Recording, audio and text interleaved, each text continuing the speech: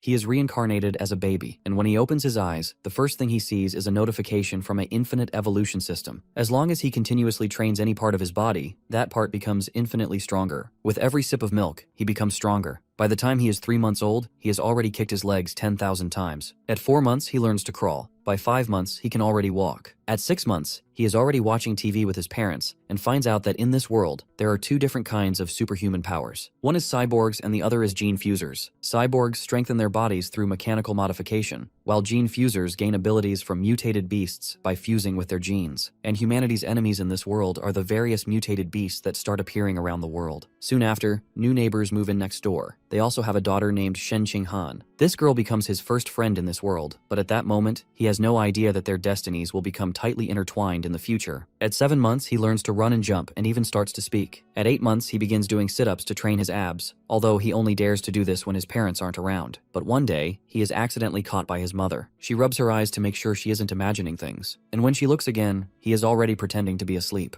A few days later, during bath time, Zhang Wangshan notices her baby's tiny torso, defined abs showing faintly across his belly. Shocked, she screams for her husband. Lin Yansheng rushes in. His shock turns to excitement. He declares their son may be a once-in-a-generation talent, destined for greatness as either a cyborg or gene fuser. Hearing this, Zykan feels reassured. Inwardly, he even feels grateful. Having 2 web novel authors as parents might be the perfect camouflage for his abilities. Later, while watching the news with his mother, he sees a report of a 2-year-old prodigy from a martial arts family lifting a 20-kilo dumbbell one-handed. Hugging her son proudly, Zhang Wangsun insists her Zichen is just as extraordinary. In his heart, he wonders, will he be able to match that feat when he turns 2? That day came faster than expected. On his 2nd birthday, after countless secret hours of training, he enters the storage room, grips a 20-kilo weight, and lifts it with ease in one hand. Just as he's about to continue, his mother calls out that Shen Qinghan, nicknamed Han Han, has come to play. Startled, he sets the weight aside and rushes out. Their playtime, however, is far from ordinary. Though she is just a toddler, Zichen carries the mind of an adult. Over time, he discovers a clever method. Since Qinghan loves to cling to him, he uses her as a living, child-sized weighted vest during his workouts. Yet one recurring problem keeps interrupting him,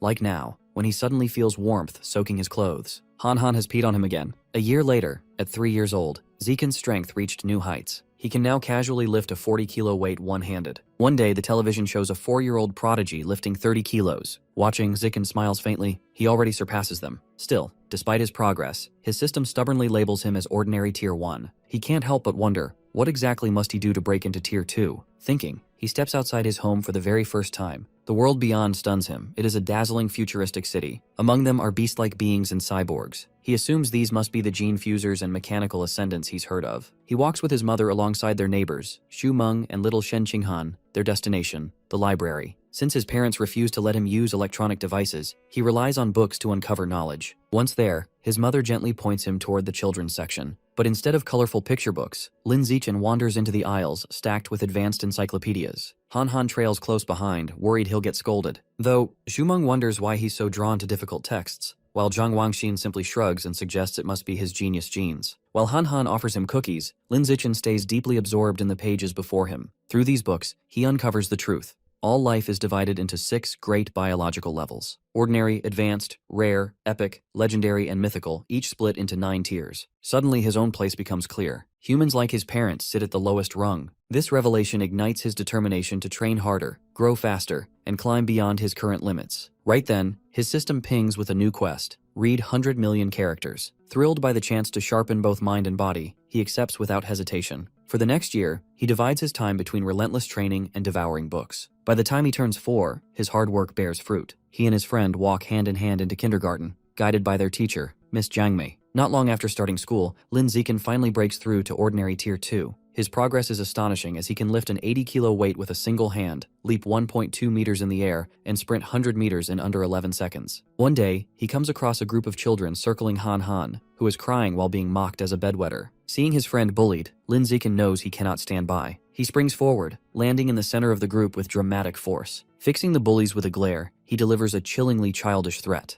If they ever pick on Han Han again, he will pee on their beds every single day. The children burst into tears and swear never to return to kindergarten. Half a year later, he completes his massive reading quest. After consuming over 100 million characters, he earns the Celestial Root of Wisdom. This grants him flawless eidetic memory and peak human learning abilities. Time races forward, and soon he and Shen Qinghan are nearly 7. Even during the long break, Lin Zichen never slows down. By now, he's strong enough to train with a 200-kilo barbell. His mind advances just as quickly. Boosted by his new attribute, he masters the elementary school curriculum far ahead of schedule. When he begins at Sunshine Elementary School, academic contests feel like child's play. Outside competitions, he spends his spare time tutoring Shen Qinghan. Though she lacks natural genius, her diligence shines. With his help, her grades soar, and by the end of the semester she ranks second in class, just behind Lin Zichen himself. To speed up his quests further, he throws himself into athletics as well. Just when he begins to think his school life will follow this predictable routine, something unexpected happens. A new transfer student arrives in class. The teacher introduces her simply as Bai. Lin Zichen senses something unusual,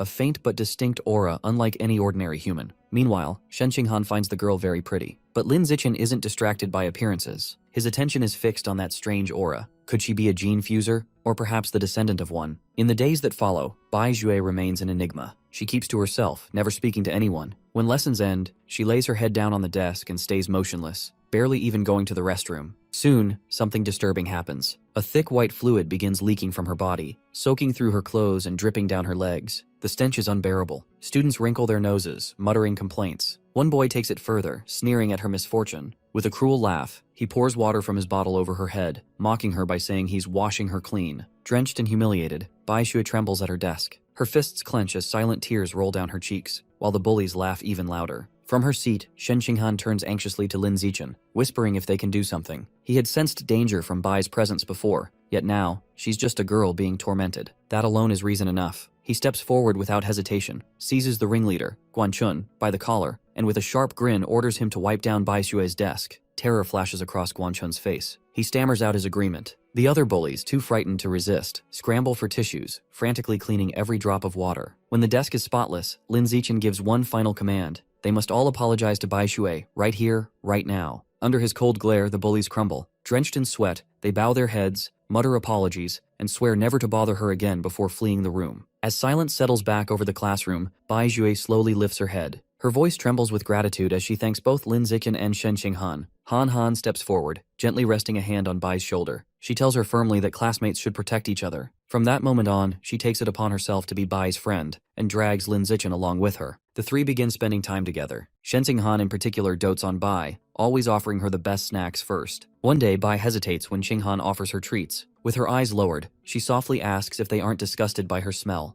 That kindness feels too unreal to be true. Qinghan shakes her head with conviction. This isn't a dream, she says, because she knows what it's like to feel rejected, and she could never be disgusted. Smiling warmly, she declares that if Bai is willing, they'll be friends forever, and pulls Lin Zichen into the promise as well. Overwhelmed, Bai Xue bursts into tears and hugs her tightly, thanking them both. Once she calms down, she insists on giving something in return. From around her neck, she removes a necklace threaded with 2 beast fangs. She explains that it was a birthday gift from her mother, and now she wants it to be a symbol of their friendship. Qinghan accepts it joyfully. That evening, beneath the setting sun, the 3 children stand side by side and pledge to be friends forever. But one day, Qinghan is stunned to learn that Bai Xue has suddenly transferred out of school. When she asks Lin Zichen, he confirms it. He saw her signing the withdrawal papers himself. He remembers that scene vividly, standing at the door of the principal's office, watching as Bai Xue sat with the principal and a man he didn't recognize. The principal assured the man that her paperwork was complete and that her records would remain strictly confidential. That moment cemented Lin Zichen's suspicion. Bai Xue's identity was far from ordinary. And just like that, she vanished from their lives. He never saw her again. One evening at home, Lin Zichen stands behind his mother, massaging her shoulders as she sighs with relief, saying his touch feels perfect after a long day at the keyboard. Lin Zichen smiles inwardly. With the celestial root of wisdom, he has mastered professional-level massage techniques and realizes just how practical this gift can be. Suddenly, the television interrupts with breaking news. The anchor announces another astonishing feat by the Kyoto prodigy. At only 10 years old, the boy has already fused with aberrant beast genes. The broadcast shows him effortlessly hoisting a massive 500-kilo boulder with one hand. Lin Zichen recognizes him instantly and realizes with a jolt that his rival has already stepped into gene fusion. His father, Lin Yansheng, grumbles about the boy's constant appearances on television. Zhang Wangxin argues back, criticizing how cruel it is to experiment on a child. Lin Yansheng explains that the prodigy belongs to a 1,000-year-old martial arts clan, with access to advanced fusion techniques. While his parents argue, Lin Zichen's mind is elsewhere. He recalls how the boy could lift only 100 kilos before fusion. Afterward, his strength jumped 5-fold to 500 kilos. By comparison, Lin himself, only 8 years old and without fusion, can already lift 300 kilos one-handed.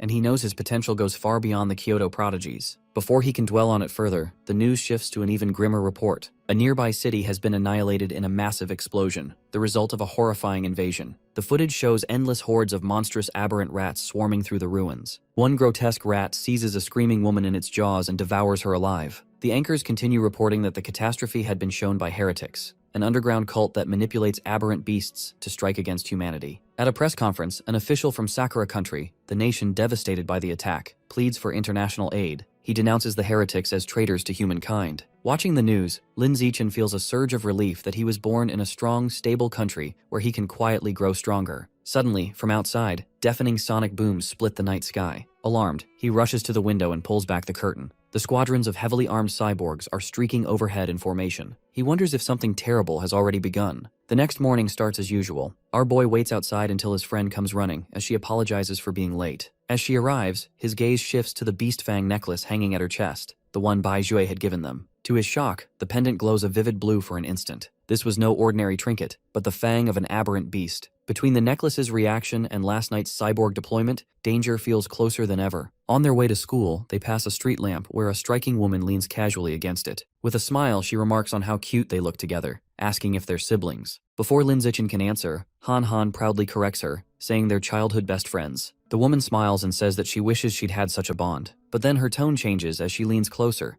asking why the two of them are walking to school alone, and where their parents might be. Before Qinghan can respond, Lin Zichen firmly takes her hand and cuts in, and he pulls her away. Once they've gained distance, he stops to scold her gently, reminding her never to talk to strangers. She nods obediently. After school, Lin Zichen guides them along a shortcut through a deserted alley. Qinghan looks around nervously, whispering that the place feels eerie. He reassures her. It's only empty because the area is marked for demolition. But a familiar voice cuts through the silence. The same woman steps from the shadows, as she remarks that school must be over. This time, a hulking man looms behind her. Lin Zichen's heart sinks. He had deliberately chosen a different route, yet she still found them. She tries coaxing them closer with a promise of treats. But her partner Sheng quickly loses patience. With a cloth reeking of chemicals in hand, he charges forward, growling that they should just knock the children out and sell them. Acting on instinct, Lin Zichen shoves Shen Qinghan aside and steps up. His small fist clenches tight, every bit of strength condensed into one blow. He drives it straight into Sheng's face. In the next instant, Sheng's massive body is hurled backward, crashing into the alley with a howl of pain.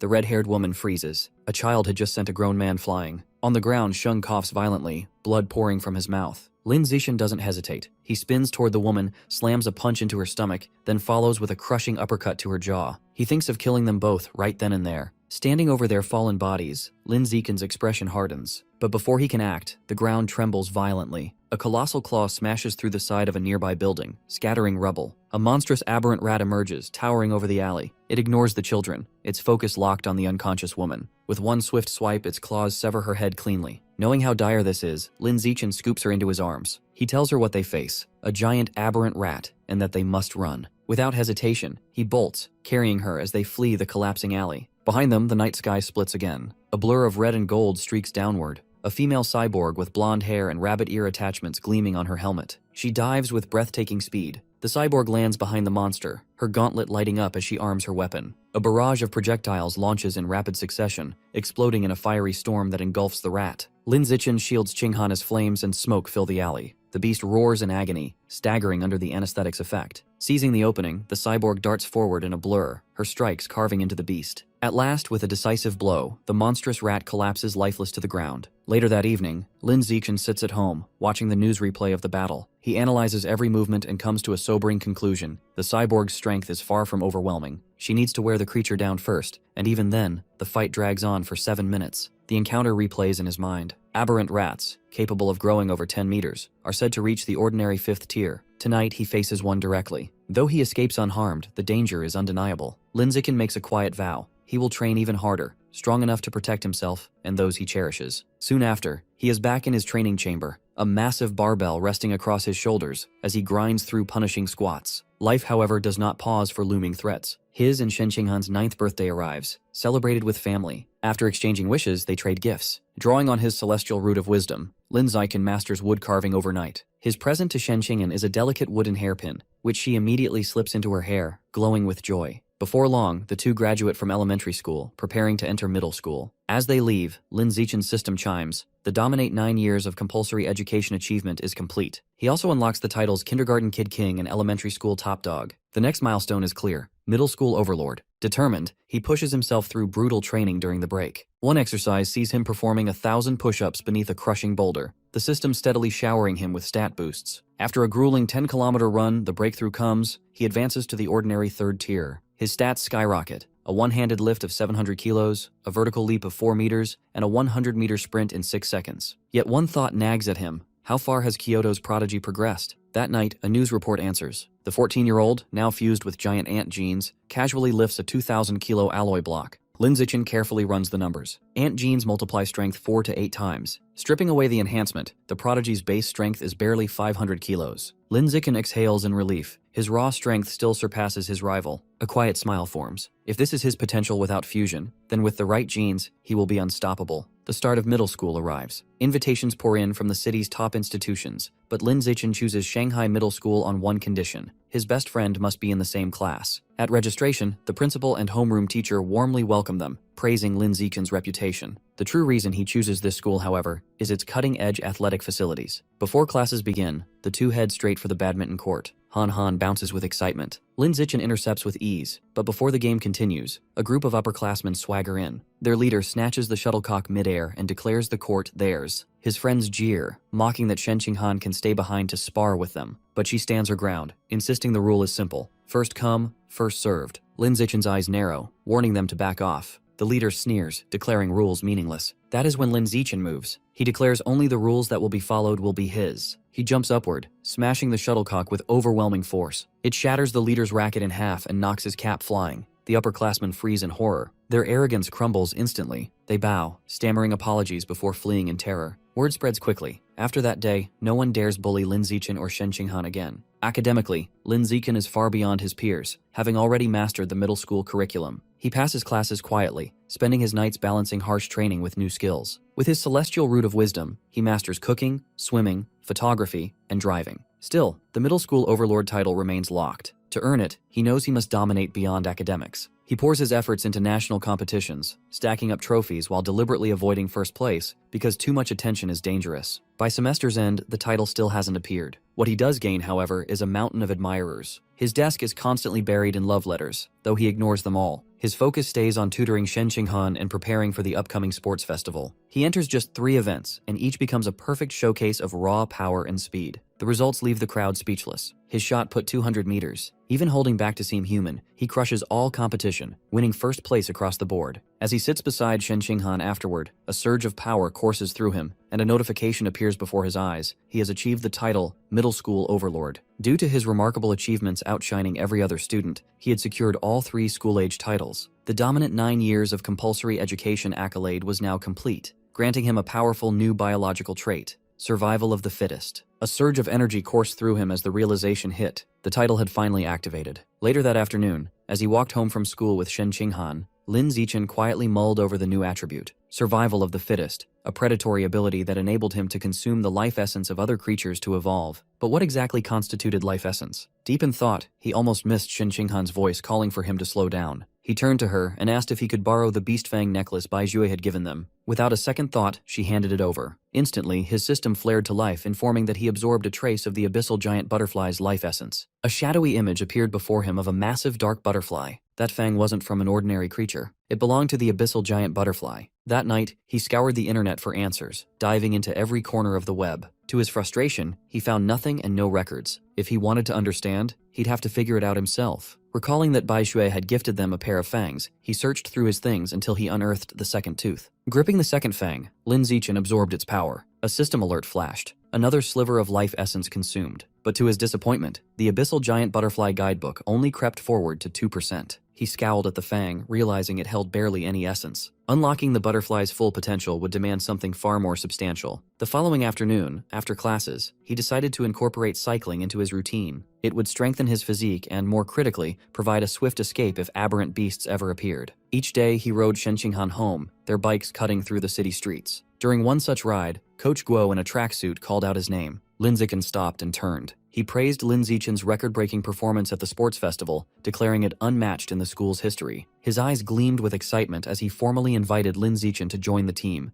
insisting his athletic talents even outdid his academic prowess. Coach Guo spoke with such an enthusiasm, barely pausing for a response or giving him a chance to refuse. Before parting, he mentioned that the martial arts team trained in room C of the gym, and urged Lin Zichen to stop by whenever he was ready. That evening, Lin Zichen sat in his room, ready to experiment with his new trait, survival of the fittest. He clapped his hands, squashing a cockroach and a mosquito he'd noticed earlier. But when he opened his palms, there was no rush of power and no system notification. Our boy frowns as he deduced that common pests were too weak, lacking any life essence worth absorbing. Only rare or formidable creatures possessed the energy needed to fuel his growth. To test this hypothesis, he decided to take a bolder step. The next day, with Shen Qinghan riding behind him on his bike, he steered towards the supermarket in the city. Inside, they had neatly packaged beast meat. Lin Zichen felt a pang of frustration. Packaged meat wouldn't do. He needed direct contact. Just then, a loud voice grabbed his attention. A butcher was promoting freshly cut beast meat. Following the sound, he spotted the counter beneath a striking sign: fresh beast meat, not pre-packaged, safe to eat. Shen Qinghan looked puzzled as Lin Zichen told her to wait. Without explaining, he fixed his gaze on the butcher's table. He approached the counter, reached out, and pressed his hand firmly against a slab of freshly cut beast meat. The moment his skin made contact, a wave of purple energy surged into him. His body buzzed with power. Just as he'd theorized, the beast meat contained a potent stream of life essence. He could barely contain his excitement. Shen Qinghan stared, confused. Why was touching raw meat making him so thrilled? Curious and slightly worried, she stepped closer and asked what it felt like. He said it just felt fresher than usual, then asked if she wanted to try touching it. She waved her hands frantically, denying. Having validated his theory, Lin Zichen decided to buy some meat to experiment further at home. Han Han couldn't believe it when he was buying a lot of meat, because beast meat was exorbitantly priced. Even the cheapest kind, ghost shadow squid, cost nearly 1,000 yen per jin. The protagonist picked up a package regardless. His friend nearly freaked out, urging him to put it back and at least check with his mother first. But he only smiled, gently patting her head to calm her. He smoothly lied, saying his mom had already told him to buy plenty for both their families. A quick memory flashed through his mind where his mom was agreeing to prepare a grand feast. That was only half true. He did intend to share, but his primary goal was more pressing. He needed to determine if eating beast meat would allow him to absorb life essence directly. He suspected that relying solely on touch might compromise the meat's quality. At the checkout, he paid nearly 3,000 yen for just 3 small packages of ghost shadow squid.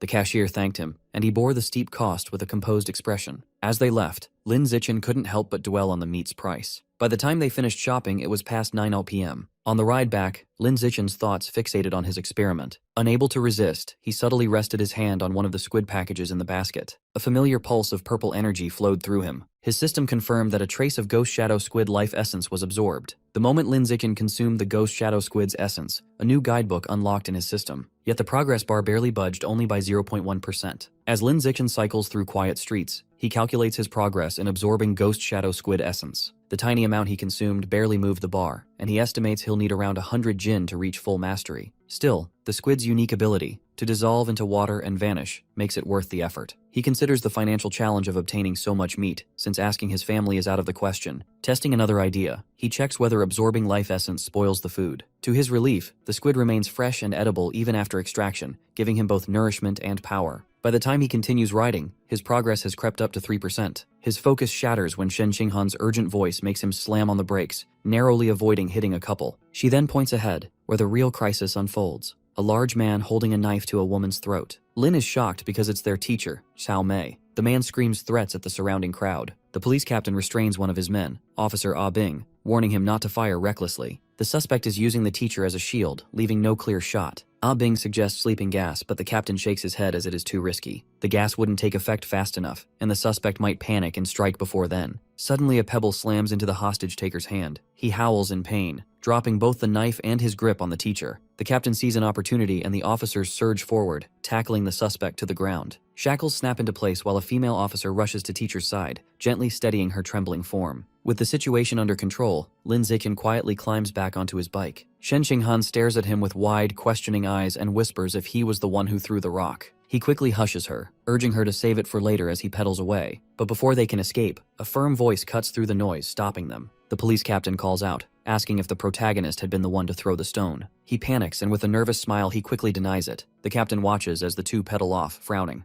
It was strange. Why would someone refuse to admit to a heroic act? Shaking his head, he mutters aloud that there's even a reward for bravery. That word slams into Lin Zichen like lightning. He skids to a sudden halt, whirls around, and rushes back to the captain. He retracts his denial and admits it was him. With a straight face, he explains that the reward money is very important to him. The captain tells him to come to the station later to file a report. He promises to personally make sure Lin Zichen receives the reward he deserves. Relieved, the two of them notify their families and prepare to head to the police station. He assumes everything will be simple from here. But then, everything goes horribly wrong. As the police lead the suspect away in cuffs, his body suddenly convulses. His face twists grotesquely, bone and flesh warping as horrified officers realize the truth that the guy is a heretic. Right before their eyes, his form mutates into a monstrous giant aberrant rat. With a thunderous roar, he shatters the handcuffs and lashes out. The captain orders to open fire on the aberrant rat, ordering his men to protect the civilians at all costs. Gunfire erupts in a deafening hail, but the bullets bounce uselessly off the beast's thick hide. A frantic report comes crackling in. The heretic has fused with Rat King genes and backup is requested immediately. Seeing the chaos, Lin Zichen grabs Shen Qinghan's hand, apologizing as he pulls her along to run. He is relieved when he notices the mutant isn't chasing them, but he knows they need to put distance between themselves and the battlefield as fast as possible. Suddenly, a streak of light wrapped in a purple aura dives down from above. A female cyborg descends in futuristic armor, slamming a devastating blow into the giant rat. The impact knocks the beast staggering backward, dust and rubble scattering with the force.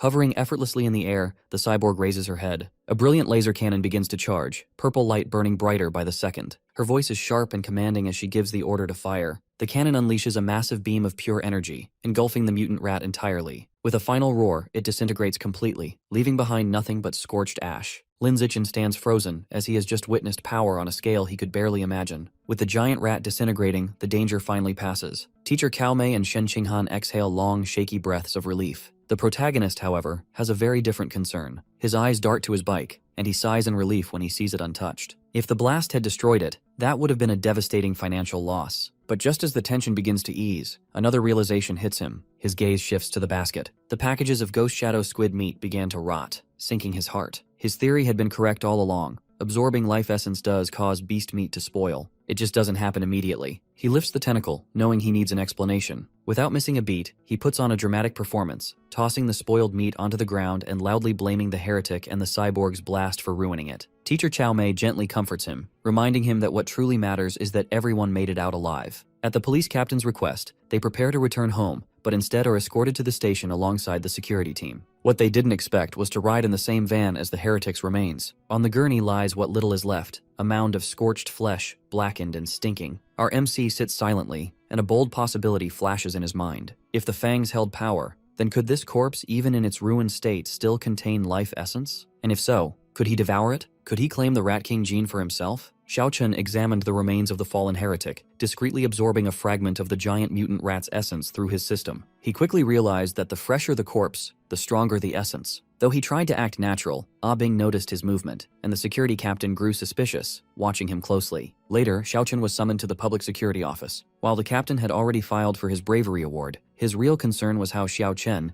just a student, had managed to throw a stone so precisely to disarm the heretic. Xiao Chen claimed he often trained his right hand, but the captain remained doubtful, even if he didn't press further. During the meeting, Han Han entered with Xiao Chen's worried parents. His mother rushed to him, relieved he was safe, and insisted that if danger ever came again, he must hide rather than fight. Xiao Chen promised, though he knew deep down it might not be possible. Before leaving, he overheard public security discussing the rat god cult. They revealed the group's growing boldness, infiltrating universities and preying on students barred from legal gene fusion. Shockingly, the heretic killed that night had once been a liberal arts student, corrupted and recruited by the cult. They agreed the cult needed to be eradicated, but eliminating individual followers wouldn't suffice. The real threat stemmed from the Rat King itself. Until that entity was destroyed, the danger would persist. The name lodged in Xiao Chen's mind. On the way home, he searched for information. Reports indicated the rat god cult was most active in Shanghai, its members largely societal outcasts. Their activity had surged recently, with suspicions that the Rat King was showing a massive collection of evolutionary resources. If the Rat King sought further evolution, amassing such resources made sense. But if it possessed consciousness and ambition, the threat was far graver. An intelligent Rat King could unleash catastrophe beyond the cult's chaos. Staring out the window, he spotted a massive rat cornering a cat on the street. For a moment, he wondered if it was tied to the Rat King, but he reminded himself that oversized rats were common in the South.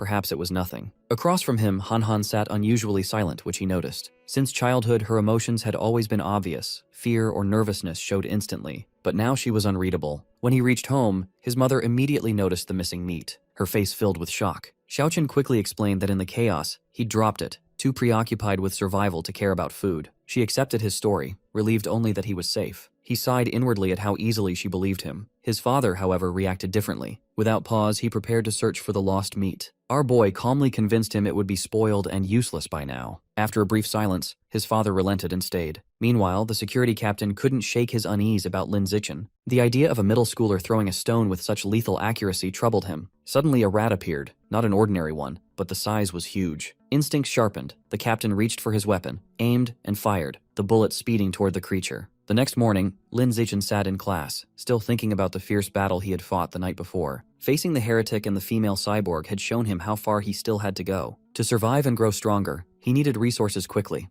especially beast meat like ghost shadow squid, which advanced his guidebook's progress. He briefly considered safer ways to make money, like becoming an online influencer or selling study guides, but dismissed them as too risky and attention-drawing. Instead, he realized the best path was through martial arts and gene fusion, the fields most valued in this world. That afternoon, Lin went to Building C, where the martial arts team trained. Inside, he found Coach Guo drinking tea. After greeting him respectfully, Lin asked whether joining the team would involve citywide tournaments, and if those competitions came with substantial prizes. Coach Guo's face lit up. He confirmed that joining the team would indeed offer that opportunity, with prize money reaching tens of thousands. That was all the confirmation Lin needed. With a firm handshake, he declared his immediate decision to join the martial arts team. Delighted, Coach Guo gathered the team to introduce their newest member, Lin Zichen, proudly noting that he had been the champion of the school's sports meet. The team members stepped forward to greet him one by one. Zhang Kai, Huang Tianxing, known as Ah Xing, Li Shutong, and Han Yisuo. Lin returned their introductions with a polite nod. Since Lin had no prior formal training, Coach Guo started with the fundamentals, demonstrating basic fist and leg techniques. He explained that while they appeared simple, mastering them required patience and discipline. Even their quickest learner, Li Shutong, had taken a full week to perform them correctly. Turning to Lin, the coach encouraged him to give it a try. Lin positioned himself confidently. His celestial root of wisdom activated, granting him an almost supernatural clarity. By merely observing, he had already internalized every nuance of the movements. As he began executing the fist techniques, a system notification chimed in his mind. Points in vitality, strength, dexterity, and proficiency had been earned. The coach and the entire team stood motionless, watching Lin. They had expected awkward novice attempts, but instead witnessed flawless, almost professional execution. Our boy moved as if he had been training for years. Coach Guo's jaw nearly dropped. His grip on the thermos loosened as he watched our protagonist's impeccable performance. One thought consumed the coach's mind.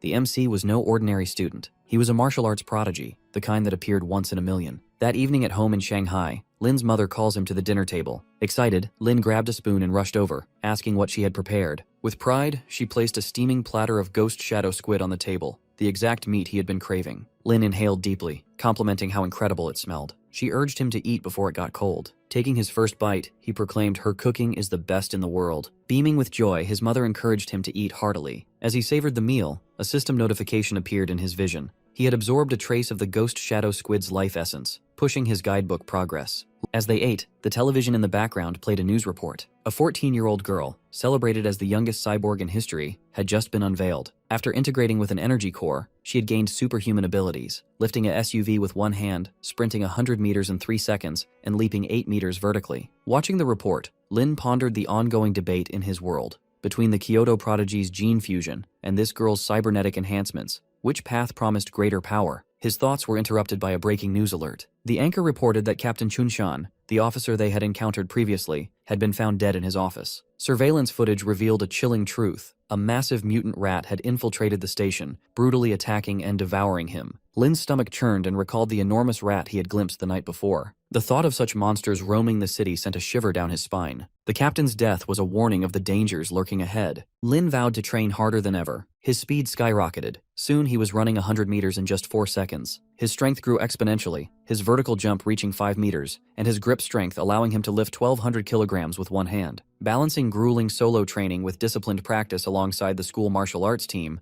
Lin poured all his energy into honing his abilities. The next morning, Lin headed to the gym for practice, with the curious Qinghan trailing behind. On their way, a girl with pink hair approached with a warm smile, offering him a chilled bottle of fresh milk. Our guy thanked her politely but declined, continuing on with Shen Qinghan at his side. From a distance, Zhang Kai had been watching. The boy who had bested him at the sports meet had just dismissed a gesture from the girl Jiang Kai admired. Later, Jiang Kai confronted Lin sharply, accusing him of being rude and hurting the girl's feelings. Our guy replied calmly, explaining that he was allergic to milk. Jiang Kai challenged him to a sparring match. If he lost, he would leave Lin alone forever. But if Lin lost, he would have to drink the entire bottle of milk. As the challenge was issued, a system notification flashed before Lin's eyes. A new achievement mission had unlocked. Defeat 1,000 different opponents in formal competition to awaken the survival of the fittest biological trait. Word of the duel spread like wildfire. By the time the two arrived at the gym, it was already packed, students forming a wide circle around the sparring area. Most of the crowd was firmly on Lin's side, especially the girls who admired him. Jiang Kai looked around, scowling at the crowd's obvious favoritism. Even so, he saw this duel as his last chance to prove himself to reclaim his pride. Meanwhile, Lin stood relaxed. He mentioned that he needed to get home for dinner and asked if they could finish quickly. Jiang Kai took it as mockery, promising to grant Lin his quick fight. Coach Guo stepped between them, acting as referee. He raised his hand, reminding both of the rules before signaling the start. But just as the match was about to begin, Jiang Kai suddenly shouted for them to stop. He pointed out that he had trained for nearly 2 years. To make things fair, he announced he would allow Lin the first 3 moves.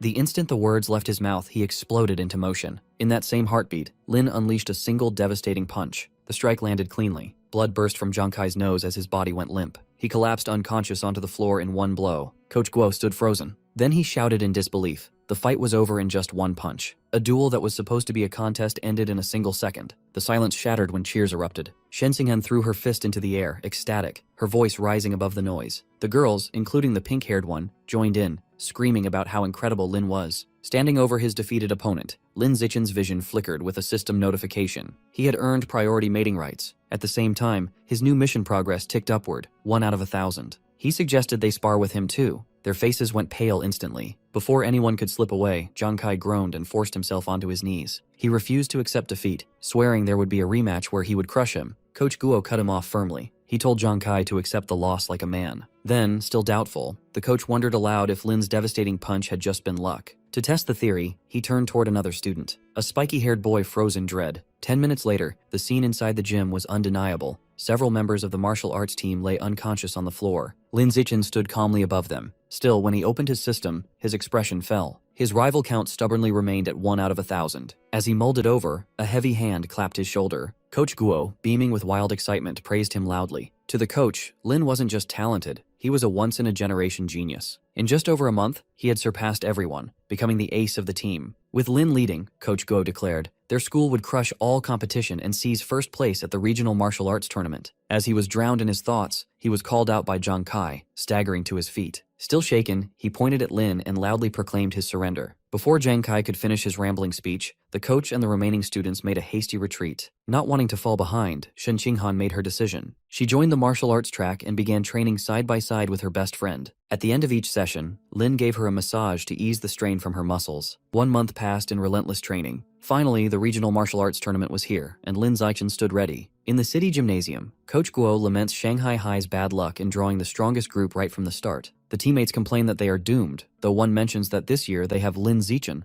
a boy who can run 100 meters in under 9 seconds. Zichen volunteers to go first, and Guo agrees, urging him forward with confidence. On stage, his opponent, a tall, muscular boy, mocks him for being a short first year who doesn't belong in the 8-school martial tournament, boasting that size and power will prevail. When the duel begins, the boy charges with heavy steps and throws a punch, but Zichen slips aside with blinding speed and lands a clean strike to his ribs. The opponent crashes backward across the stage, instantly defeated. The announcer declares Zichen the winner as Shen Xinghan cheers loudly from the stands. Across the arena, the opposing coach scolds his fighters for ignoring his instructions to focus on footwork and demanding stricter discipline. Meanwhile, a notification appears before Lin Zichen, confirming his victory and improved tournament ranking. He realizes that each high-stakes win accelerates his growth. The coach quickly sends out Chen Feng to deal with him. Feng enters, but as soon as the duel begins, his sweeping kick is easily dodged. Zichen counters with a strike to Feng's hip, sending him crashing violently across the stage. Emergency workers rush in to carry Feng away on a stretcher. The crowd goes crazy as some think Zichen was just lucky, while others think about his hidden strength. The opposing coach admits to himself that luck has nothing to do with it. Zichen is the real deal, and he wastes no time calling up his next fighter, Gao Fei. Gao Fei confidently enters the stage. He sizes up Lin Zichen's slim build, assuming his opponent is quick but weak and has cheap tricks. Remembering his own pedigree, running the 100 meters in under 9 seconds and being the son of a gene fusion user,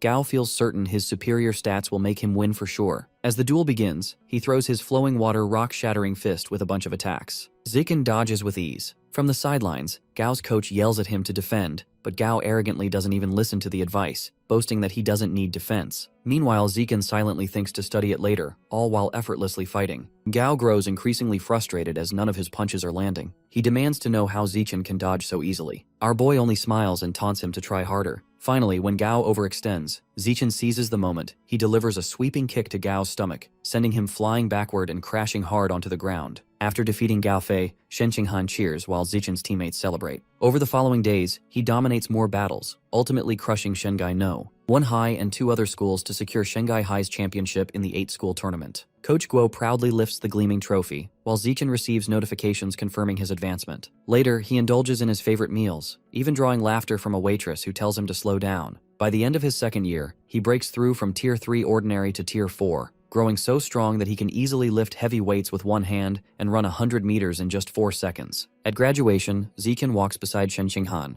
She is sad over her entrance results, knowing that she cannot join him at Shanghai High's elite class because her martial scores are too low. Zichen, ranked first in both academics and martial arts. He quietly reminds her that the principal of Shanghai High will soon visit his home and asks if she will come with him. Qinghan is sad, insisting the principal only wants to persuade him to stay in the martial class, and that it has nothing to do with her. But Zichen firmly declares that his single condition for staying is simple: Shen Qinghan must be his deskmate. Just as promised, the principal of Shanghai High arrives at Lin Zichen's home. She sits with his mother and Han Han, the three of them discussing his future for hours. The meeting ends, but before stepping out, she turns back with one final offer. If Lin Zichen agrees to stay, she will grant him any request he has. Taking the chance, he makes his one condition clear: Han Han must remain in the same class as him. The principal agrees and instructs them both to report to Shanghai High together for the new school year. Overjoyed, Lin Zichen and Han Han bow in thanks. Before moving on, Lin Zichen competes in his final junior high martial arts tournament. His dominance carries the team straight to another championship.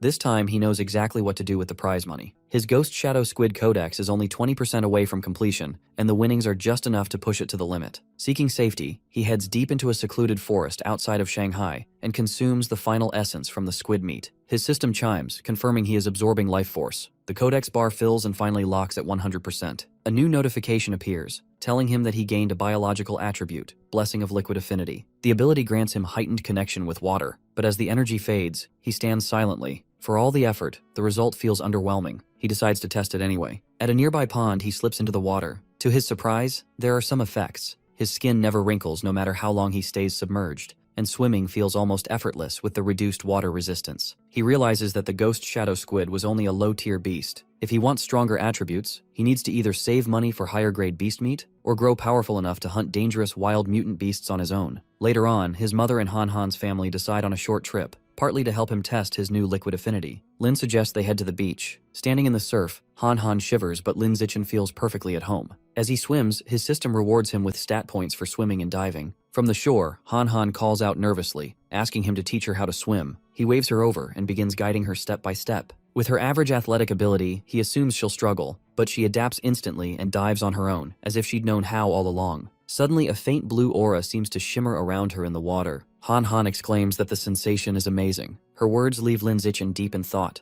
No matter how talented, no one should master swimming and diving skills this quickly. He recalls her childhood struggle with bedwetting whenever she was nervous. Could that weakness have been a sign all along? An innate water affinity hidden within her body? Determined to test his theory, they continue diving. The results astonish him even more. She manages to hold her breath underwater for over 10 minutes. But before he can process it fully, Han Han's expression changes. A strange vibration echoes through the water. She cries out as glowing blue water swirls around her. That night, the two of them walk quietly along the moonlit beach. Lin Zichen finally asks Han Han what exactly happened underwater. Shivering at the memory, she explains that the whole time she kept hearing strange, unsettling sounds whispering by her ear. She says it was a female voice speaking in some unknown language. Seeing her so frightened, Lin Zichen tries to comfort her. Later, after she falls asleep, he searches online for anything resembling a mysterious female voice beneath the sea. Unable to shake the unease, he channels his restless energy into training. He begins a set of weighted sit-ups, one after another until he's done 1,000. A system notification appears. His hard work has paid off and he has advanced to ordinary Tier 5. At Tier 5, he realizes he now has the power to rival a fully grown giant mutant rat. Eager to test his limits, he heads back to the empty beach under the stars. Testing his strength, he grips a nearby parked car and with one hand, he lifts the vehicle. Soon enough, the vacation comes to an end, and soon he and Han Han officially begin high school at Shanghai High. On the very first day, 2 new female classmates immediately recognize him, thinking how lucky they are to be assigned alongside him. But what shocks him even more is what happens next. Simply performing class duty triggers a brand new system quest. The requirement is to complete 1,000 cooperative tasks to unlock a new biological attribute, social animal. After school, with the new year just beginning, he makes a trip to the mammoth supermarket. Wandering through the chilled beast meat section, he suddenly stops. His eyes fix on a package inside the refrigerated display of the severed head of a savage giant eagle. He is sure that this will be his next codex. The savage giant eagle ranks above the ghost shadow squid as a higher-level aberrant beast. Back in his room, Lin Zichen studies the eagle meat carefully. What makes it even more appealing is the cost. Only 1,900 yen per jin, surprisingly affordable compared to other beasts. He presses his hand against the meat and his system confirms the result. He has absorbed a trace of the eagle's life essence. To fully complete the codex, he would need to spend more than 200,000 yuan. If he wants to unlock the savage giant eagle's codex before his second year, he must win the prize money. On the first day, the teachers introduce themselves in a lineup. Once the introductions are done, the students begin sharing about themselves. First, Chu Xixi brags about her strength in the arts. Then a lively girl named Zhang enthusiastically talks about her love for anime, cosplay, and sports. Peng Huaguang, a boy, casually mentions that he enjoys playing video games at home. When it's Han Han's turn, all eyes turn to her, making her feel nervous. Lastly, Lin Zichen gives a brief introduction, simply stating his name and requesting the support of his classmates. After class, a new brown-haired student approaches Han Han. The suddenness of the encounter startles Han Han, but the girl quickly gets to the point by asking about her entrance exam score. Han Han nervously admits her entrance exam score was 709, then politely asks the new girl, Chu Shui, about hers. Chu Shui looks impressed and blurts out that Han's score is over 10 points higher than her own 698. Curious, Chu Shui quickly shifts the topic to the physical fitness test. Han Han stutters, trying to dodge, because her score was low and she had barely made it into the elite class. So, saying it aloud feels humiliating. But Chu Shui doesn't pick up on her discomfort. Han Han lowers her gaze, but she keeps tossing out guesses in the low 90s, each one making Han's embarrassment worse. Suddenly, a hand slams against the desk between them. It was Lin. Calmly, he leans closer and asks Han if she'd add him on WeChat. The sudden attention from a handsome boy leaves her stunned. She nods eagerly. From her seat, Han Han exhales in relief. The awkward moment has been broken, and she silently thanks Lin Zichen for stepping in. Without missing a beat, Lin turns to another classmate, casually asks to exchange contact details as well. Once they're connected, he creates a small 4-person group chat. His system notifies instantly that he completed a task. His progress toward the social animal achievement ticks up.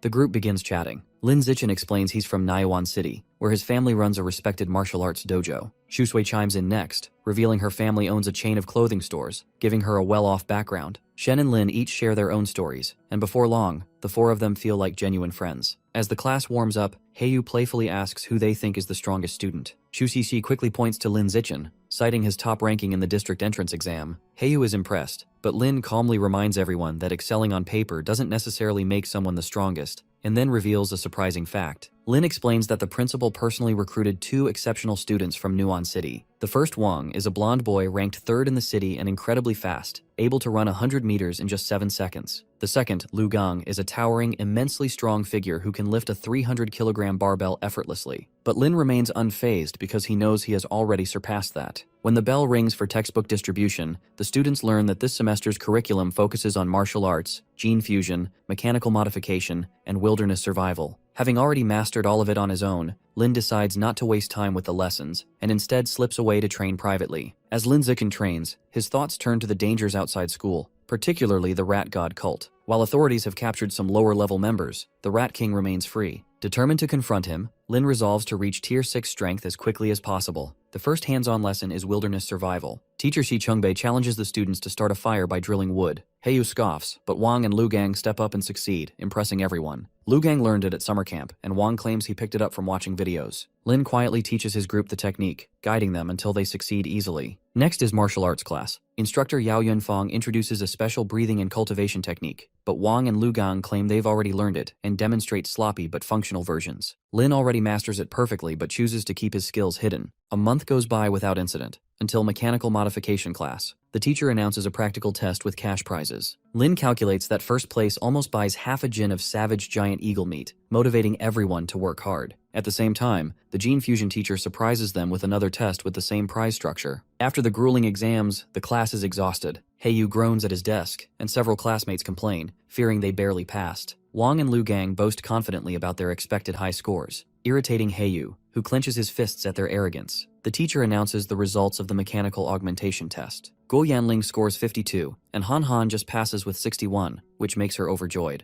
Hayu earns 88 and secures 3rd place, humbly promising to treat his friends with his prize money. Lu Gong and Wang Shuji both score 95, boasting they could have solved the final problem with more time. Just as Hayu settles for 3rd, the teacher reveals the top scorer, Lin Zichen, with a perfect 100. Lu Gong and Wang Shuji are stunned. Even Hayu admits Lin is on another level, and Han Han proudly calls him the pride of Shanghai. After winning the mechanical augmentation test, Lin Zichen ignores the praise and calmly asks about his 888 UN prize. Later, during the gene fusion exam results, Lu Gong scores 81 and Wang Shuji 83, while Han Han impresses with 78, placing in the top 5. But once again, Lin Zichen shocks everyone with a perfect score and another prize. The repeated success devastates Hayu, Lu Gang, and Wang Shuji, shaking their confidence so much that Lu and Wang accuse him of having prior knowledge of the answers. When Lu Gang and Wang Shuji accuse Lin Zichen of cheating, Teacher Kai firmly shuts them down, explaining that he wrote all the questions himself, making cheating impossible. Their classmates mock them, with Hayu and his friend ridiculing the pair for embarrassing Nanyuan City. After lunch, attention shifts to the wilderness survival exam, which features climbing, swimming, and fire making. Determined to reclaim their pride, Wang and Lu Gang vow to defeat Lin Zichen, but he easily dominates the climbing events with his superior strength and speed. Meanwhile, he quietly worries about Han Han, who struggles at climbing and finishes last, though he trusts she'll shine in the swimming round. In the fire-making challenge, Lin Zichen astounds everyone by producing flames in just 58 seconds, leaving Wang Shuji and Lu Gang speechless. During the swimming event, Han Han shines, effortlessly defeating the Nanyuan duo and shattering their confidence further. By the end of the wilderness survival exam, Wang and Lu Gang are silent and humiliated. But when Teacher Yao announces the final martial arts sparring competition,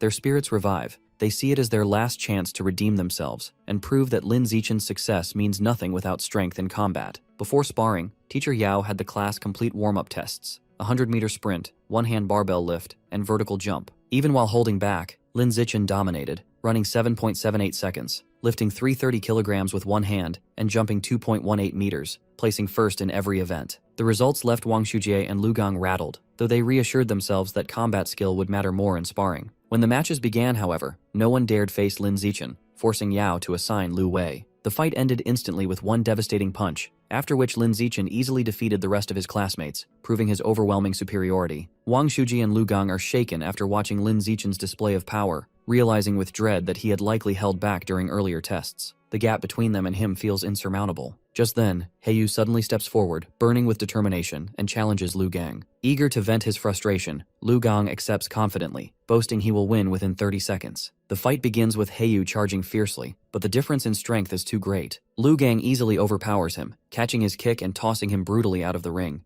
Hayu lies defeated, coughing and in pain. Lu Gang smugly acknowledges Hayu's skill while declaring his own superiority. Lin Zichen then steps forward to challenge Lu Gang. Still riding on his victory, Lu Gang accepts, only to be dispatched instantly by Lin's speed and precision, knocked out of the ring with a single strike. With both of his comrades defeated, attention shifts to Wang Shuji. The crowd jeers, mocking that the pride of Nanyuan rests on him alone, and daring him not to back down. Irritated and cornered, Wang Shuji silences them and declares he was going to fight anyway. He steps into the ring to face Lin Zichen, steeling himself despite the overwhelming odds. Wang Shuji charges at Lin Zichen with all his strength, but Lin effortlessly catches his punch and knocks him out with a single counter, leaving him unconscious on the gym floor. Lin proceeds to defeat every other boy in the class just as easily, each falling after only one exchange. When he checks his system afterward, he notices that his survival of the fittest achievement only counts each opponent once, meaning he must now face the girls in his class. To his surprise, the girls volunteer eagerly, some even cheering for him with admiration. The first challenger attacks swiftly, but can't land a hit before Lin smoothly dodges and ends the bout. One by one, the other girls take their turns, but Lin defeats them all effortlessly, careful not to hurt anyone. When the final match ends, he's beaten every student in class, but his achievement bar still isn't full, leaving him slightly frustrated and wondering how to find stronger opponents. His teacher, Hao Yuanfang, then announces important news. In 1 month, their class will spar against the top second-year regular class. Lin's disappointment turns to excitement. This new challenge is exactly what he needs to advance. After class, Lu Gang, now humbled, admits he misjudged Lin and vows to become his rival for the next 3 years. Wang Shuji swears to one day avenge his loss. Though Lin pays little attention, his focus is on the rewards he's earned. With over 3,000 yuan gained from exam bonuses, Lin is pleased that he can finally afford more beast meat to strengthen himself. Later, in his dorm, he reviews his finances and realizes it's still not enough. Deciding to earn extra income, he follows his parents' path and becomes a web novelist. Thanks to his celestial root of wisdom, his writing captivates readers immediately, earning him an official yuan contract within a day. The next morning, Lin reads a headline. A massive mutant rat, over 5 meters long, had attacked a frozen meat facility. It was only stopped when a cyborg self-destructed, destroying them both. A reminder of the dangerous world he lives in. Lin Zichen studies the photo of a slain creature, making him wonder, if one monster appeared within Shanghai City, how many more might be hiding unseen? Days later, the focus shifts to a long-awaited sparring session between Shanghai High's elite class and the strongest second-year regular class. Inside the tense gymnasium, teacher Hao Yunfang gathers his students, warning them that while they possess top talent, the opposing class holds the overall advantage. His instruction is simple: end each fight quickly and don't give the enemy time to recover. When the meeting ends, Lin Zichen rushes toward the ring, eager to fight first and continue progressing toward his survival of the fittest goal. His opponent is a tall blonde girl who claims it's unfair to face the elite class's strongest fighter first, since she's the weakest in her class. Teacher Hao, realizing the misunderstanding, storms over to confront the opposing instructor, accusing him of violating the unwritten rule that both sides should begin with their weakest members. After a heated exchange, Hao orders Lin to step down, saving him for later matches. Hao then selects Yuntong to start, but before she can go, Han Han steps forward, volunteering to go first since she's the weakest. Though visibly nervous, she enters the ring to face the confident blonde. The match begins with the blonde attacking fiercely, throwing Han Han back. Despite her fear, Han Han stays focused. She knows she can't win through strength, so she adopts a defensive strategy, enduring, blocking, and waiting for her opponent to tire. Minutes pass, and the tactic begins to work. The blonde grows exhausted and frustrated, then gathers her strength for one final, decisive blow that knocks Han Han down. The referee calls the match. Though defeated,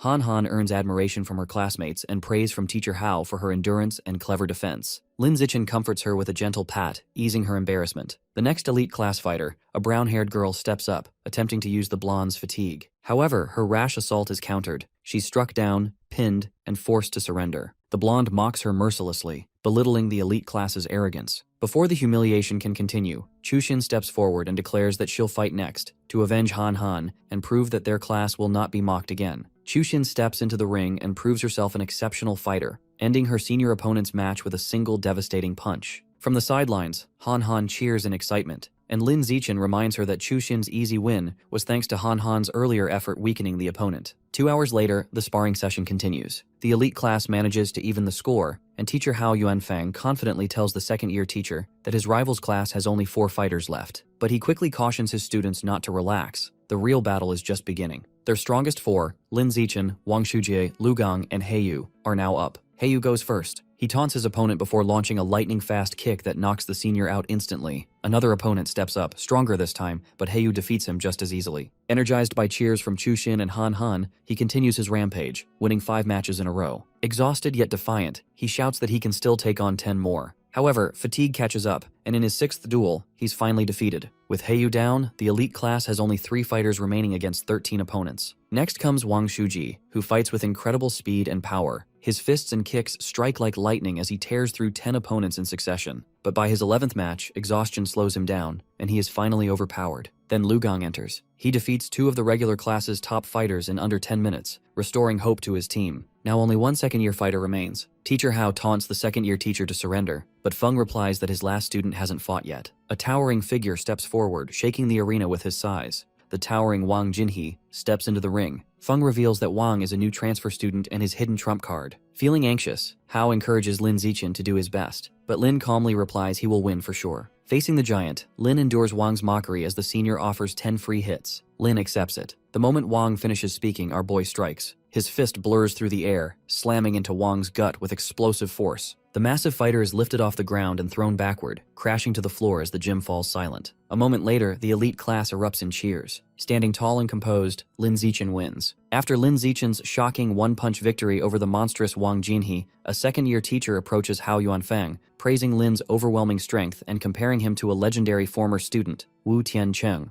Hao smiles but corrects him, saying that while Lin is gifted, he's still far from Wu's level. Wu Tiancheng, Hao explains, was a legend who defeated the entire third-year elite class as a first year. His feats were superhuman: a 100-meter dash in 6 seconds, a 4-meter vertical leap, and the ability to lift 650 kilograms with one hand. Lin listens, intrigued but unimpressed, quietly thinking those numbers only matched his own childhood strength. That evening, the elite class celebrates at a restaurant. Hao Yuanfang proudly raises a toast, announcing that the second-year teacher must pay for the meal because of their loss. The students cheer and surround Lin, bombarding him with questions about his training. Slightly uncomfortable with the attention, Lin notices Han Han quietly taking care of him, placing food on his plate like always. When he catches her eye and smiles, she panics and flees to the restroom. There, 2 classmates gossip about her, mocking her for acting like Lin's servant and claiming she only made it into the elite class because of him. Hidden nearby, Han Han overhears everything, but instead of running away, she steps out and confronts them, declaring firmly that she's Lin Zichen's childhood friend. The girls are stunned into silence by her courage. Later, as Lin and Han Han walk home under the dim streetlights, he notices her uncharacteristic quiet. When he asks what's wrong, she hesitates before confessing her deepest secret. She still suffers from peeing her bed and wears diapers to bed. Ashamed, she calls herself broken. Lin gently reassures her, placing his hands on her shoulders and telling her she's not broken at all. Her weakness might actually be a power that hasn't awakened yet. Surprised, Han Han asks if he truly believes that. Lin smiles and says yes, adding that he has a superpower too. Encouraged, Han Han wonders what her ability could be. Lin assures her it will definitely be something extraordinary. Before they can continue, their path is blocked by a cordoned-off street where exterminators in protective suits are clearing out rats. A man in an apron is frantically trying to stop them, shouting for the officers not to harm his brothers. His voice breaks as he attacks the team in a frenzy. Han Han, horrified, asks if he's insane. Lin nods slightly, saying the man must be unstable, though it's still a tragic sight. He suggests they head home. That night, Lin sits with his parents watching the news. The report announces that a young female teacher who went missing last week still hasn't been found, marking the 5th disappearance this month. The women shown are all young and beautiful. Lin's worried mother urges him to make sure Han Han never walks home alone, and he promises he'll protect her. Meanwhile, at the Shanghai City Public Security Office, the man who attacked the exterminators is in custody. A police officer and a doctor observe him from behind glass. The officer wonders if the man is insane, but the doctor isn't sure. He hasn't spoken since being detained. The officer frowns, noting how the suspect had screamed uncontrollably earlier. Suddenly, the man inside begins trembling violently. A dark aura seeps from his body as his form mutates. Within moments, the man transforms into a monstrous, rat-like creature with glowing red eyes. Terrified, the officer grabs his radio and screams for reinforcements. But before help can arrive, the room fills with the sound of shattering glass. A monstrous aberrant rat rampages through the city, unaffected by gunfire. Police bullets barely affect its body as officers retreat under orders to lure it away from the city center. With all cyborg units occupied elsewhere, reinforcements are still 10 minutes away, too long to survive a direct confrontation. A female officer speeds off in a police van, the beast in pursuit, bounding across rooftops. The van races up a mountain road and into a tunnel, but the rat catches up, slamming into the vehicle and flipping it violently. Dazed and bleeding, the officer prepares for death until a blinding explosion lights the tunnel. From the smoke descends a female cyborg with short purple hair and gleaming armor. She launches a barrage of violet missiles. The blasts cover the tunnel, shaking the earth. When the fire clears, the creature has vanished. The cyborg says that the beast must be injured because it can't have gone far. As the monsters evolve, so does she. Determined, she follows its trail into the night. Hours later, under Shanghai's glowing skyline at 3 a.m., Lin Zichen sits in his apartment. For once, he isn't training, instead he's writing. After half a month of non-stop effort, his web novel nears 200,000 words, already earning over 10,000 yuan in paid income. Excited but restless, Lin closes his laptop and decides to train instead. Slipping out into a deserted alley, he measures his progress. His abilities have surpassed human limits and are approaching something superhuman, but a strange noise interrupts his focus. From the shadows, he spots a twisted humanoid rat, hunched over and gnawing on a human arm. The creature freezes when it sees him, eyes wide with fear, pleading to not kill him as he was just really very hungry. Lin's blood runs cold as he spots a mouseman. He recalls the recent news about a mutant rat escaping a lab.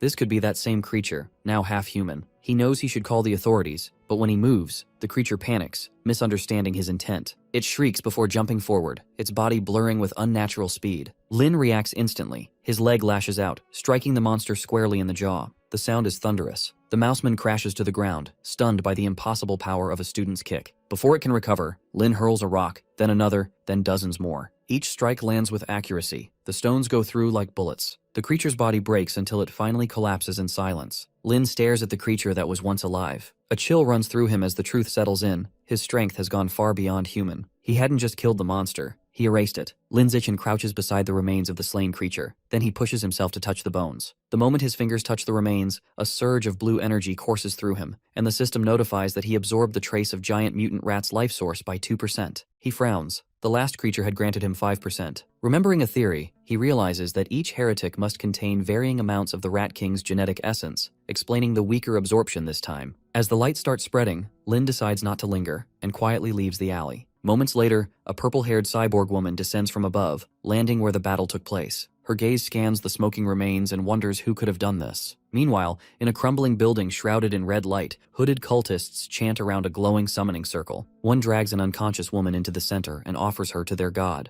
A deep voice answers from the darkness, the rat god. Furious at receiving only one sacrifice, the terrified cultist begs forgiveness, explaining that city women have become too cautious to capture. The monstrous being snarls and orders him to capture young men instead. To reward his obedience, the rat god drops a chunk of raw meat before him. The cultist devours it hungrily as the summoning circle flares. Crimson tentacles rise, taking the woman and lifting her into the air. A monstrous mouth opens in the shadows, consuming her in one dreadful bite. The rat god's voice rumbles again, demanding that future sacrifices be of noble blood, their flesh soft and rich with flavor. Trembling, the cultists bow to the darkness. Unaware of these horrors, Lin Zichen resumes his daily life. To help Han Han, who is struggling with martial arts, he begins private training sessions at her home. As a disciplined yet patient instructor, he carefully corrects her form, guiding her stance, adjusting her posture, and teaching her to channel strength efficiently. When she attacks with renewed confidence, he effortlessly intercepts her strikes, praising her improvements while pointing out refinements. After an intense session, Han Han collapses, breathless but smiling. She feels stronger and more capable than ever. Eager to progress faster, she asks to train every day, but Lin refuses, warning that overtraining will damage her body. Reluctantly, she agrees to maintain their current schedule. Their quiet moment is interrupted when Lin's phone vibrates with two headlines. The corporation offers free treatment for crippled mechanical prodigies, and Beijing University genius achieves dual gene fusion, the youngest in history. The second news shocks him. He recalls the prodigy he has often been compared to someone who has accomplished the impossible at just 18. As Lin lowers the phone and a question stirs in his mind,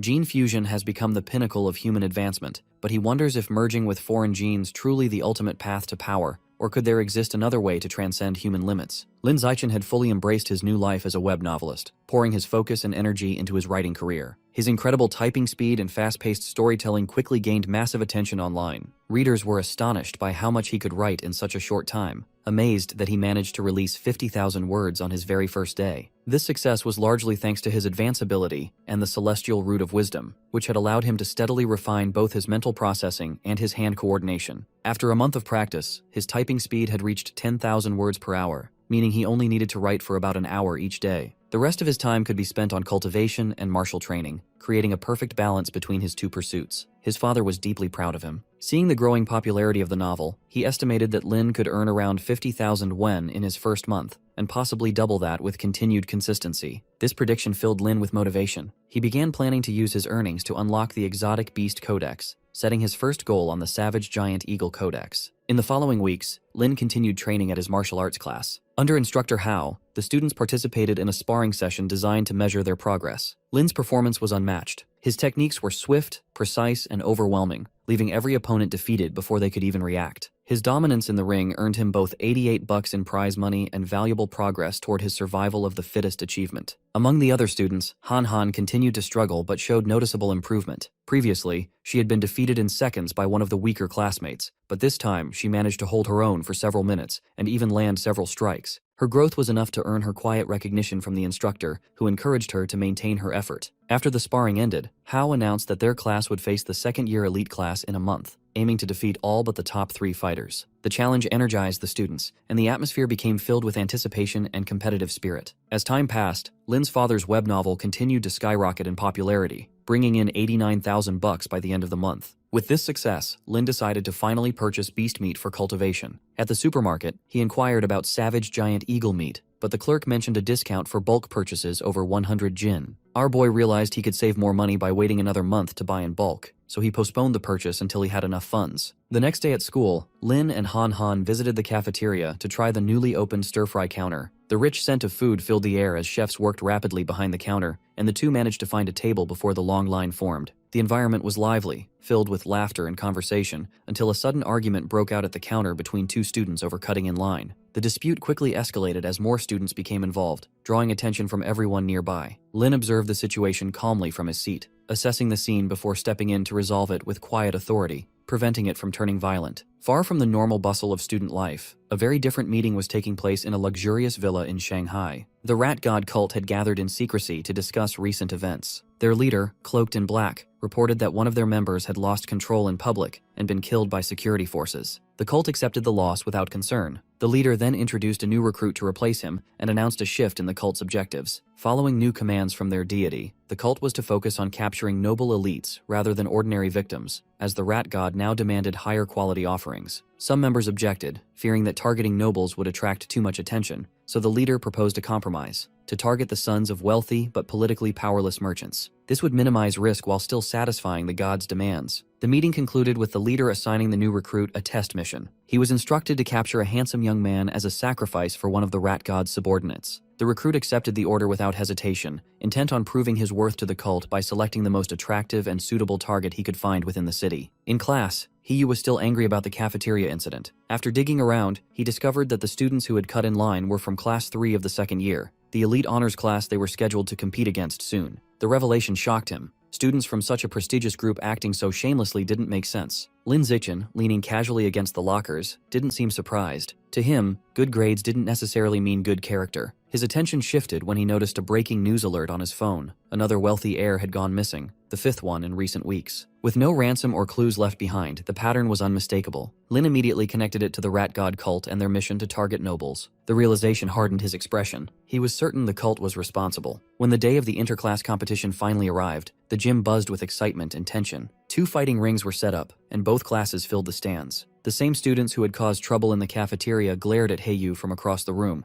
but he met their eyes with equal defiance. As the matches began, the atmosphere quickly turned serious. Han was the first to fight but was overpowered by a senior's strong kick, losing almost immediately. The pattern continued as one first year after another fell in quick succession. The upperclassmen were ruthless, barely giving their opponents a chance to react. A tall, red-haired senior stepped into the ring next and crushed 9 first-year students in under 10 minutes, displaying terrifying skill and control. By the time she was finished, only 4 first-years remained: Lin Zichen, Wang Shujie, Lu Gang, and He Yu. The honors class had lost only 5 fighters so far, and all of them were girls. The difference in power between the two groups was clear. Teacher Hao could barely hide his frustration, but decided to send He Yu next. Confident and unshaken, He Yu accepted the challenge. He lived up to his word, quickly defeating 6 upper-class girls in a row with controlled precision. However, his momentum came to an abrupt end when the honors class sent out their first male fighter. The student's steps were heavy and deliberate as he entered the ring, and his aura alone was intimidating. He Yu recognized him immediately. It was the bully from the cafeteria. Thinking this would be an easy chance to settle the score, He Yu underestimated him. The bully's first strike came faster than expected, a brutal punch that drove into Heiyu's stomach with crushing force. The impact left Heiyu gasping, and before he could recover, another kick followed with a powerful kick that sent him crashing out of the ring. Defeated and in pain,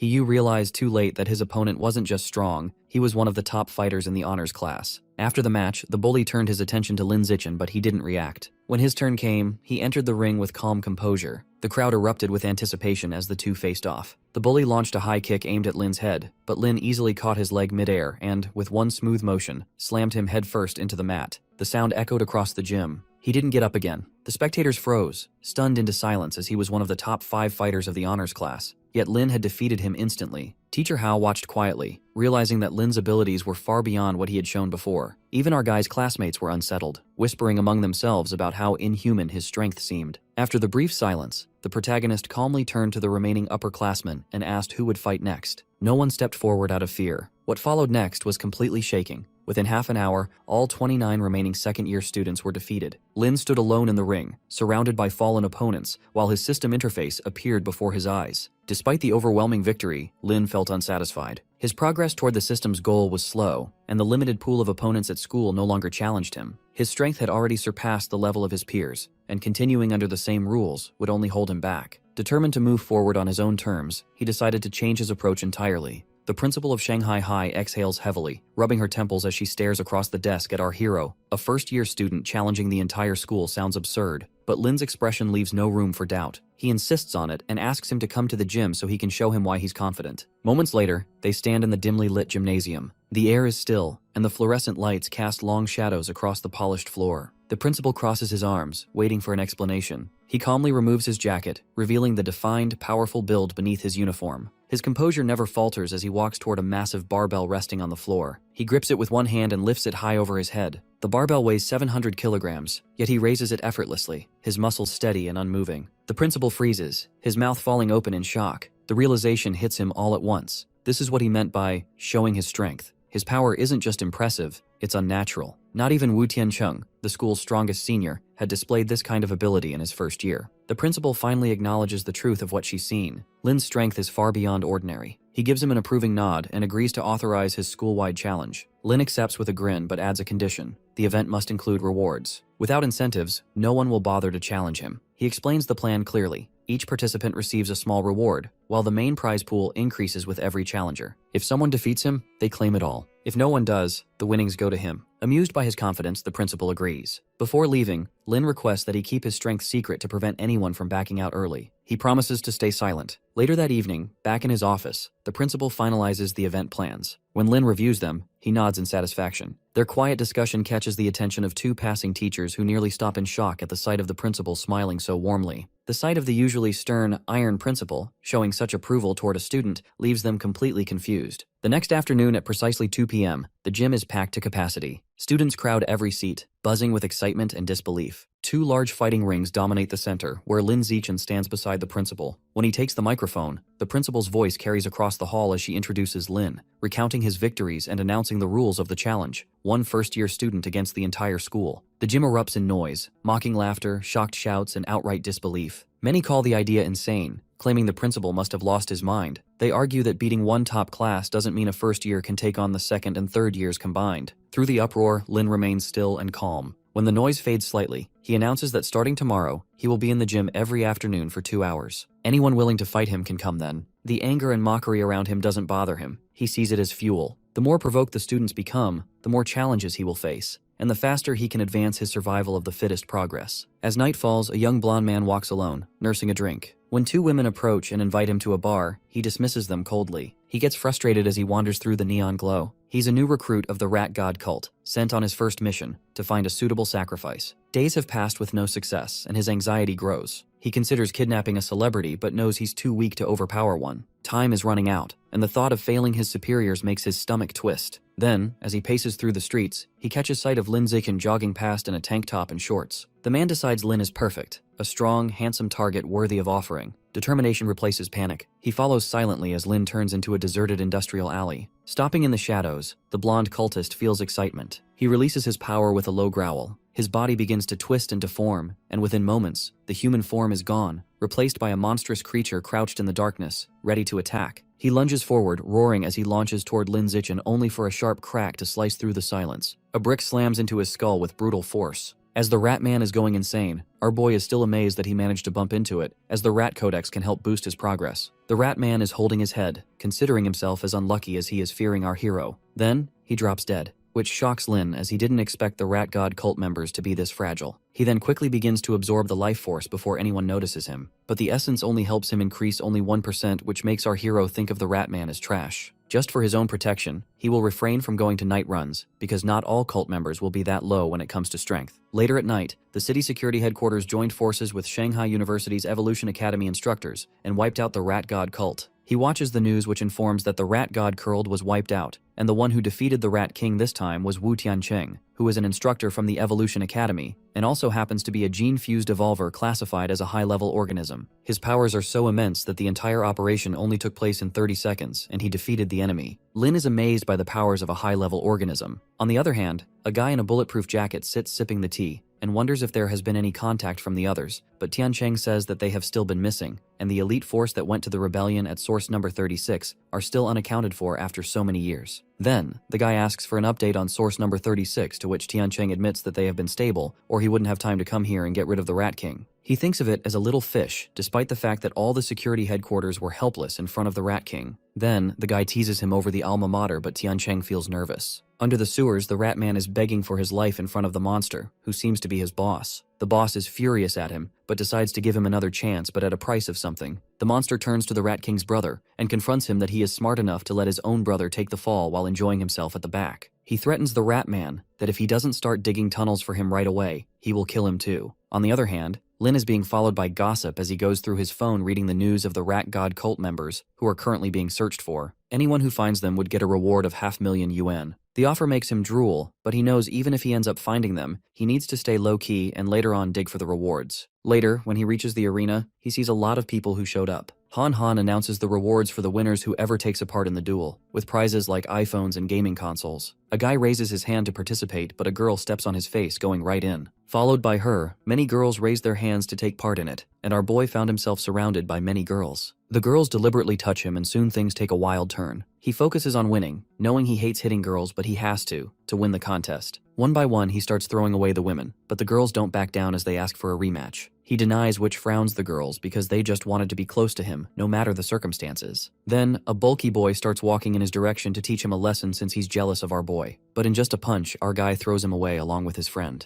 Quite a while later, Lin stands on all the contestants he has fought and defeated. Suddenly Yan Xiaoxuan walks in, saying he wants to fight him. He used to solo the entire class, indicating he is quite strong. Yan begins by saying he wants to teach our hero a nice lesson on how to be humble and reach the top by actually working for it. Bored, our hero asks the teacher if he could begin. As the battle begins, as usual, it takes just one punch for our boy to knock down Yan. Everyone is shaken as they didn't see it coming. Next up is Chen, who is surprised that Yan got taken down by a junior. He wasn't done talking, and our boy asks permission from his teacher to begin, which makes Chen mad. As Chen charges towards our guy, Lin just throws him away in the air, dropping people's jaws. Then, one by one, he keeps taking down all the contestants, and in the end, his system notifies him that he has achieved survival of the fittest. Our boy receives the survival of the fittest attribute, but he is not sure how much of the damage he can take with that skill. He then takes Han as the tournament is over and walks away. Later, his principal congratulates him for earning the title of being #1 in the entire school. She is sure that he is hiding his actual strength, and he tries to dodge the topic. She then talks about Chen Wuxing, who can lift 690 kilos. So our boy's stats easily tell her that he can lift 800 kilos minimum. He lies that he can lift 795 kilograms, hiding his true stats. Instantly, he asks when he will receive his prize money, and the principal instantly transfers the amount, thinking he's obsessed with money. As she began to talk about something else, he interrupted her, asking if he can use the school pool with Han for swimming. He also requests it to be not interrupted by others when they are using it. She agrees instantly, but he also asks for the cameras to be covered, which sounds suspicious to her. A boy and a girl in a room alone. Still, she hands him over the keys, telling him to be cautious and not get her pregnant. He's confused because he just wants to test out Han's powers. As he and his best friend are making their way out, she asks him if he could help her practice for her singing competition she has taken a part in. She asks if he can rehearse with her, and he agrees, feeling happy for her. Later at night, Han and Zichen rehearse in her room while Shen passes a comment over a girl and boy in a room alone. Hearing that, Han's mother gets angry at Shen, telling him to mind his own business. Zichen overhears that and then smartly decides to leave. Before he leaves, he reminds Han for tomorrow to bring a swimsuit. Nervously, she takes out a swimsuit, wondering if it is too revealing, but then assures herself that it's only Zichen. The next day, she walks in the swimming pool area, and Zichen finds her adorable in the swimsuit she was wearing. Then, without wasting any more time, they begin to start practicing. After a while, Han asks Zichen to go up and tells him that the water passes through her body. Being confused, Zichen wonders how, and she shows through her palms that water passed through her body. Water leaks through Han's body, and our boy takes her out of the pool to check if there's a surge of superpower and if more water is leaking through any other part. He tests it 3 times and finds nothing abnormal about her body. Only her hand has this ability. She then asks an awkward question. If the reason she couldn't hold her pee is because some part of her body lets water pass through. He flusters and asks her to inform him when she feels like she can't hold her pee, and he will check. Han is glad that she at least has some superpower, aiming to prove herself the best partner for our hero. Later, he walks into a supermarket to buy 100 caddies of savage giant eagle meat. He hands her his card and address to get it delivered there. The girl who holds the card wonders who is that rich who spends insanely here. A while later, she delivers it, asking him to give her a 5-star rating. He had about 210,000 on hand, and he decided to buy the eagle meat. He's excited to see what's behind the codex, and when he touches it, his system informs that he has absorbed a massive amount of the savage giant eagle's life essence, reaching 100%. He also gains the biological attribute of Sky Eye, which gives him improved vision and motion tracking ability. He tests out the new skill, and it works really well.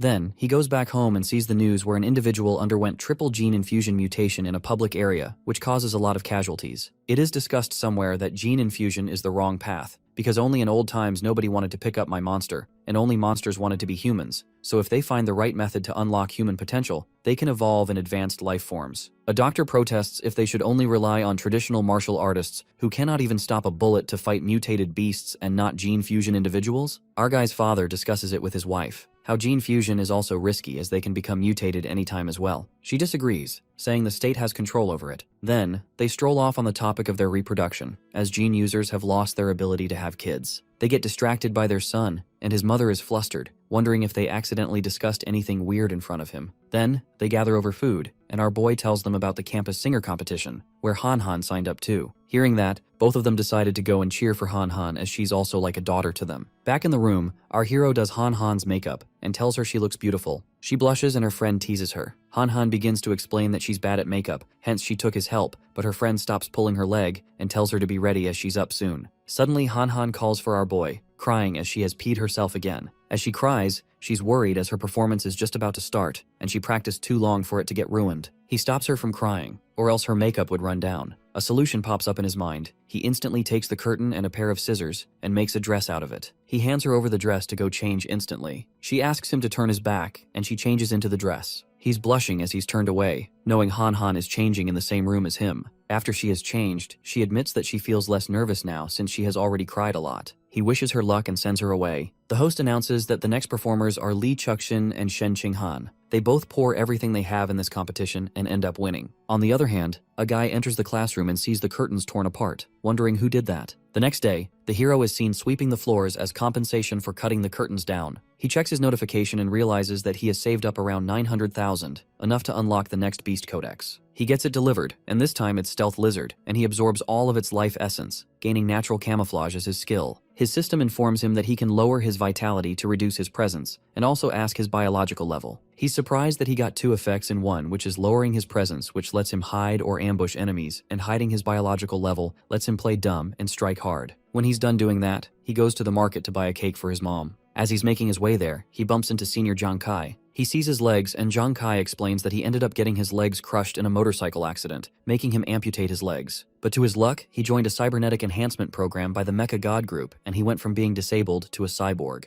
Our boy inquires about the woman they have captured, and Zhang reveals that she is a remnant of the Rat God cult, and she was the only female among the 9 remnants. Then, Zhang takes his leave, and our guy wonders that the security department has spent all their time trying to hunt down the Rat God remnants, yet the Mecha God Group got one so easily, making him realize how influential the group might be. His mother calls him and wonders where he is, and he informs that he'll be getting home with the cake soon. Him and Han Han were born a day apart, hence their parents celebrate their birthdays on the same day. They have turned 18, and after blowing the candles, they exchange gifts. Suddenly, the ground begins to rumble. Everything is falling apart, as if it's an earthquake. Our guy immediately feels like it's deeper than just an earthquake. The news reports that the earthquake in Shanghai City was only a minor quake. Since the city is not located near any tectonic plate boundaries, experts state that the probability of a major earthquake occurring is extremely low. After finishing his breakfast, Lin Zichen leaves for school together with his friend. Having already passed their 18th birthdays, the two of them are officially adults now. Yet the pressure of the college entrance exams still weighs heavily on Han Han, making her visibly nervous. After some time, Lin Zichen finally manages to save up enough money to unlock the Void Eel Codex. Upon activating it, he absorbs the Void Eel's life essence and successfully gains a new attribute, Danger Sense. This ability allows him to perceive hostility from other living creatures around him. With this newly acquired power, Lin Zichen can now avoid sneak attacks before they happen. Curious about its effectiveness, he decides to test it out while walking through a shopping mall. As he strolls through the crowded space, he observes that, despite everything, most people in everyday life are still ordinary individuals. During his walk, he senses the presence of an undead slug and immediately makes it his next target,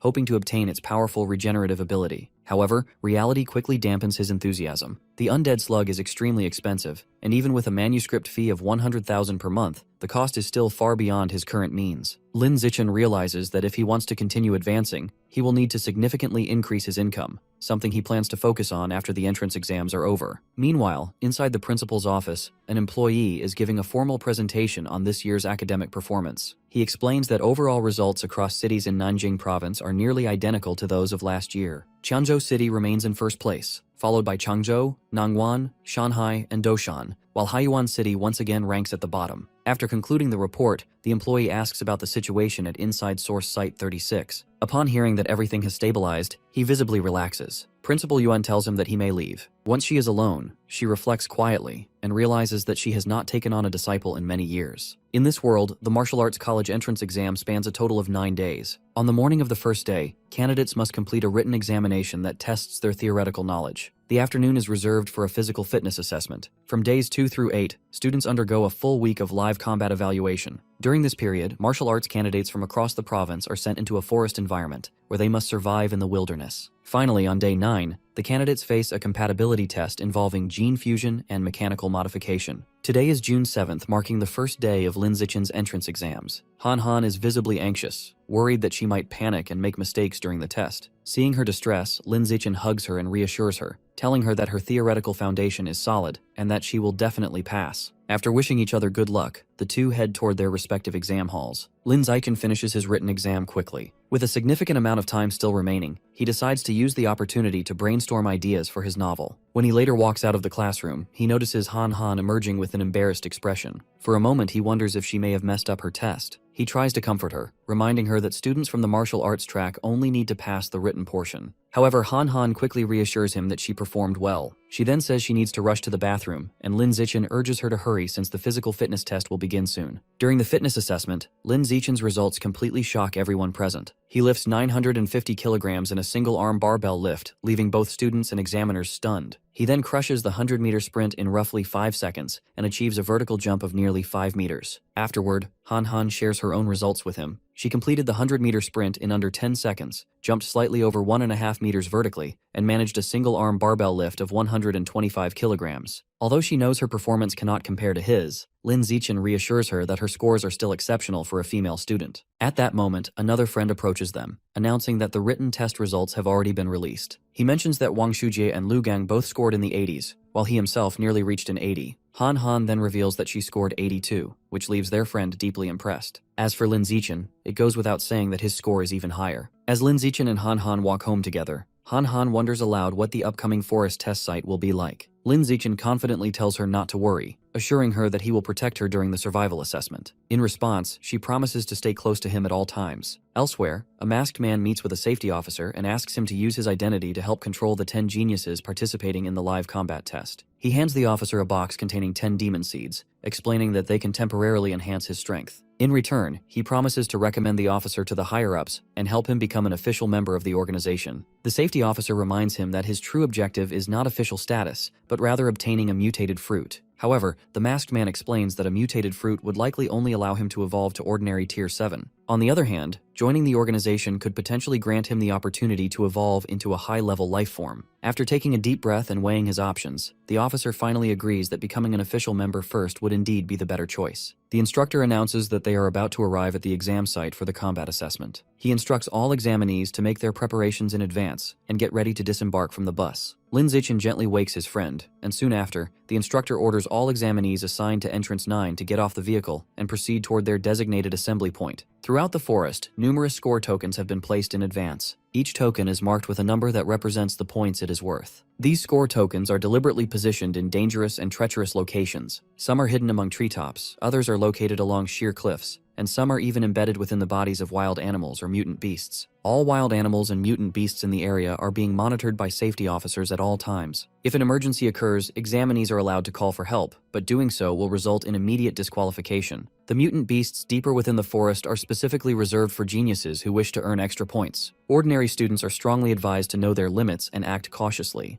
The final score for the live combat assessment is determined not only by the total points collected, but also by an overall performance grade evaluated through real-time camera footage. There are a total of 100,000 examinees participating in this assessment, yet only 50,000 points exist across the entire forest. This means that more than half of the candidates will end the exam without scoring a single point. The combat assessment is designed to encourage both cooperation and competition. Participants are allowed to share score tokens with others, or even snatch them directly from their opponents. The instructor reminds everyone to prepare themselves, announcing that the exam will officially begin in 1 hour. Suddenly, one student loudly announces that his father is a senior executive at the Mecha Deity Group and offers to pay anyone willing to carry him through the exam. Another examinee declares himself the top student from the gifted class at Changzhou High School and boldly offers to take others under his wing. Before he can continue, the instructor smacks him on the head and sternly warns everyone that open team formation is strictly forbidden. Meanwhile, Lin Zichen quickly becomes surrounded by several girls who eagerly ask him to take them under his wing. He coldly refuses every request without hesitation. Just then, another young man approaches and asks to buy some of his food. Lin Zichen casually hands him a portion and tells him that payment is unnecessary. The man stubbornly refuses to accept it for free. He introduces himself as Hong Junping, a student from the rocket class at Shenzhen High School, and proposes forming a team together. Hong Junping is visibly shocked when Lin Zichen rejects his offer outright and walks away after thanking him for the food. Han Han finds the situation strange and wonders aloud why Hong approached them for food when there are so many food stalls nearby. Lin Zichen calmly tells her that Hong did not come for food at all, but merely wanted an excuse to talk to her, and the two of them continue with the exam. In order to help his friend adapt first, Lin Zichen does not immediately venture into the depths of the forest. Instead, he begins searching for score tokens along the outer edge of the forest. Activating his Sky Eye, Lin Zichen quickly spots a point token at the top of a tree and instructs Han Han to retrieve it. Han Han dashes forward, climbs swiftly, and successfully grabs the token. Soon after, Lin Zichen identifies several more, and Han Han rushes around to collect them one by one. Excited by her success, she happily jumps toward Lin Zichen, thanking him for spotting all the points. At that moment, Hong Junping appears once again. He claims that he has already collected 28 points, and states that he always repays even the smallest kindness 100-fold. Deep down, however, he only wants another chance to speak with Han Han. He suggests forming a team of 3 and proposes splitting the scores evenly. Lin Zichen steps forward and firmly refuses the offer. Instead, he demands that Hong hand over all of his score tokens. Enraged, Hong Junping angrily declares that Lin Zichen has made a grave mistake. He charges forward and attempts to attack. Lin Zichen remains calm, standing his ground, and delivers a single punch to Hong's abdomen, instantly knocking him to the ground. Lin Zichen and Han Han leave without hesitation, now possessing even more score tokens. Han Han worries whether Hong will be alright, but Lin Zichen reassures her that he will be fine. Afterward, Lin Zichen continues helping his friend locate additional score tokens. He also teaches her how to use a simple bamboo pole as a weapon to hunt wild boars. He instructs her to aim carefully before striking, and reminds her to be fast, powerful, and precise. Along the way, they pick fruit to eat and work together to teach a lesson to anyone who attempts to ambush them. When both of them finally grow tired, they lean against each other and rest quietly. Lin Zichen finds himself wishing that the peaceful moment could last a little longer. Unfortunately, before long, they reach the central region of the forest, the mutant beast zone. However, as soon as they step into the area, they are met with a chilling sight. Blood stains the ground everywhere, and every mutant beast has already vanished. Seeing the mutant beast zone empty makes Han Han upset, because if Lin Zichen had come earlier, he would have been awarded the genius title. Our hero reassures his friend that the title doesn't hold that much importance, and with the cameras and security officers everywhere, he wouldn't have been able to absorb the mutant beast's life essence anyway. For him, it's more worthwhile to train his friend in wilderness survival skills. Right after the actual combat assessment ends, the gene fusion compatibility test begins. At the Island Gene Research Institute, the students are asked to go inside and line up at the test window. While they wait for their turn, Han Han asks her friend if the reagents in front of them are used to test the gene fusion compatibility. The reagents in front are the flow cloud jellyfish. The genes of the flow cloud beast have a very high level of compatibility with the human body, and they easily undergo a certain special chemical reaction with human blood, which is why they're used as the reagent for testing gene fusion compatibility. For testing, fresh blood is directly extracted from the examinee on the spot. Then, it is injected into the flow cloud jellyfish reagent to trigger a chemical reaction. Based on the intensity of the reaction, it is determined whether the examinee is suitable for gene fusion. One of the examinees hopes that he passes the fusion test because he doesn't want to take the mechanical modification test. The girl behind him agrees because she's heard that the mechanical modification compatibility test to become a cyborg involves implanting alloy materials directly into the body,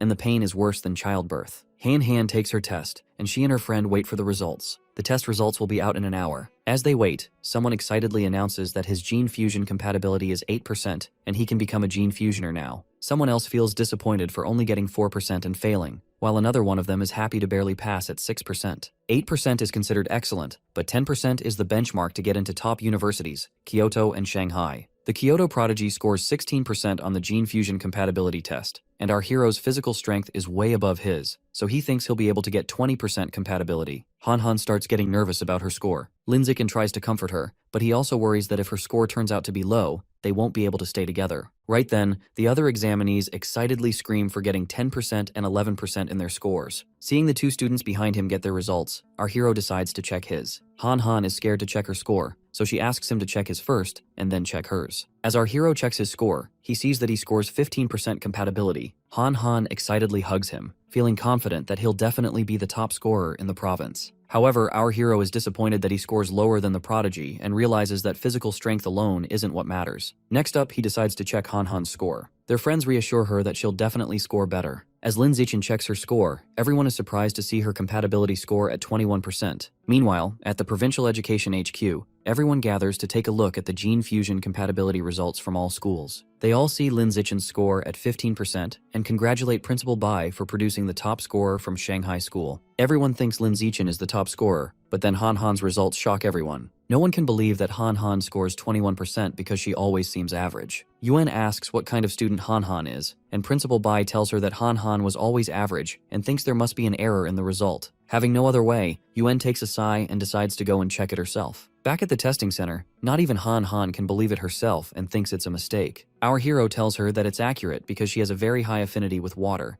and since the flow cloud jellyfish used in the gene fusion test is a water-type mutant beast, it must be true. Han Han's eyes light up in excitement, seeing herself as a genius, and she finally feels worthy of her friend. Right then, Yuan enters the site riding a giant water wave. The examinees are shocked seeing her come in and think that she's planning to flood the place. Seeing Yuan walk in, everyone makes way for her and welcomes her. They're surprised that Yuan, who comes from a 1,000-year-old martial family, has visited them. They talk about how the Yuan family once slew a dragon and fused its genes. Seeing her control the ocean wave, they now realize she's a water-type gene fusioner. Yuan walks up to Han Han and asks the staff to take her blood sample 3 times and test again. After giving 3 tubes of her blood, Han Han sits with her arm numb, and a doctor asks her to come with him. Han Han walks into the vice principal's office. Yuan tells her that all her tests show a 21% score and straight up offers to take her as her disciple. Han Han is shocked hearing the offer. Yuan starts playing around with the water in the glass and tells her that if she becomes her disciple, she will also be able to play around with water as she wishes. Han Han is caught off guard by the offer and asks to take some time to think about it because she wants to talk to Lin Zichin about it. However, Yuan rushes to tell her that she doesn't need to think about it and that becoming her disciple comes with only benefits. Yuan is both the director of the Provincial Education HQ and the vice principal of Shanghai, and she tells Han Han that she should attend Shanghai University for her studies. Han Han stands there nervous and unable to say anything. They exchange WeChat,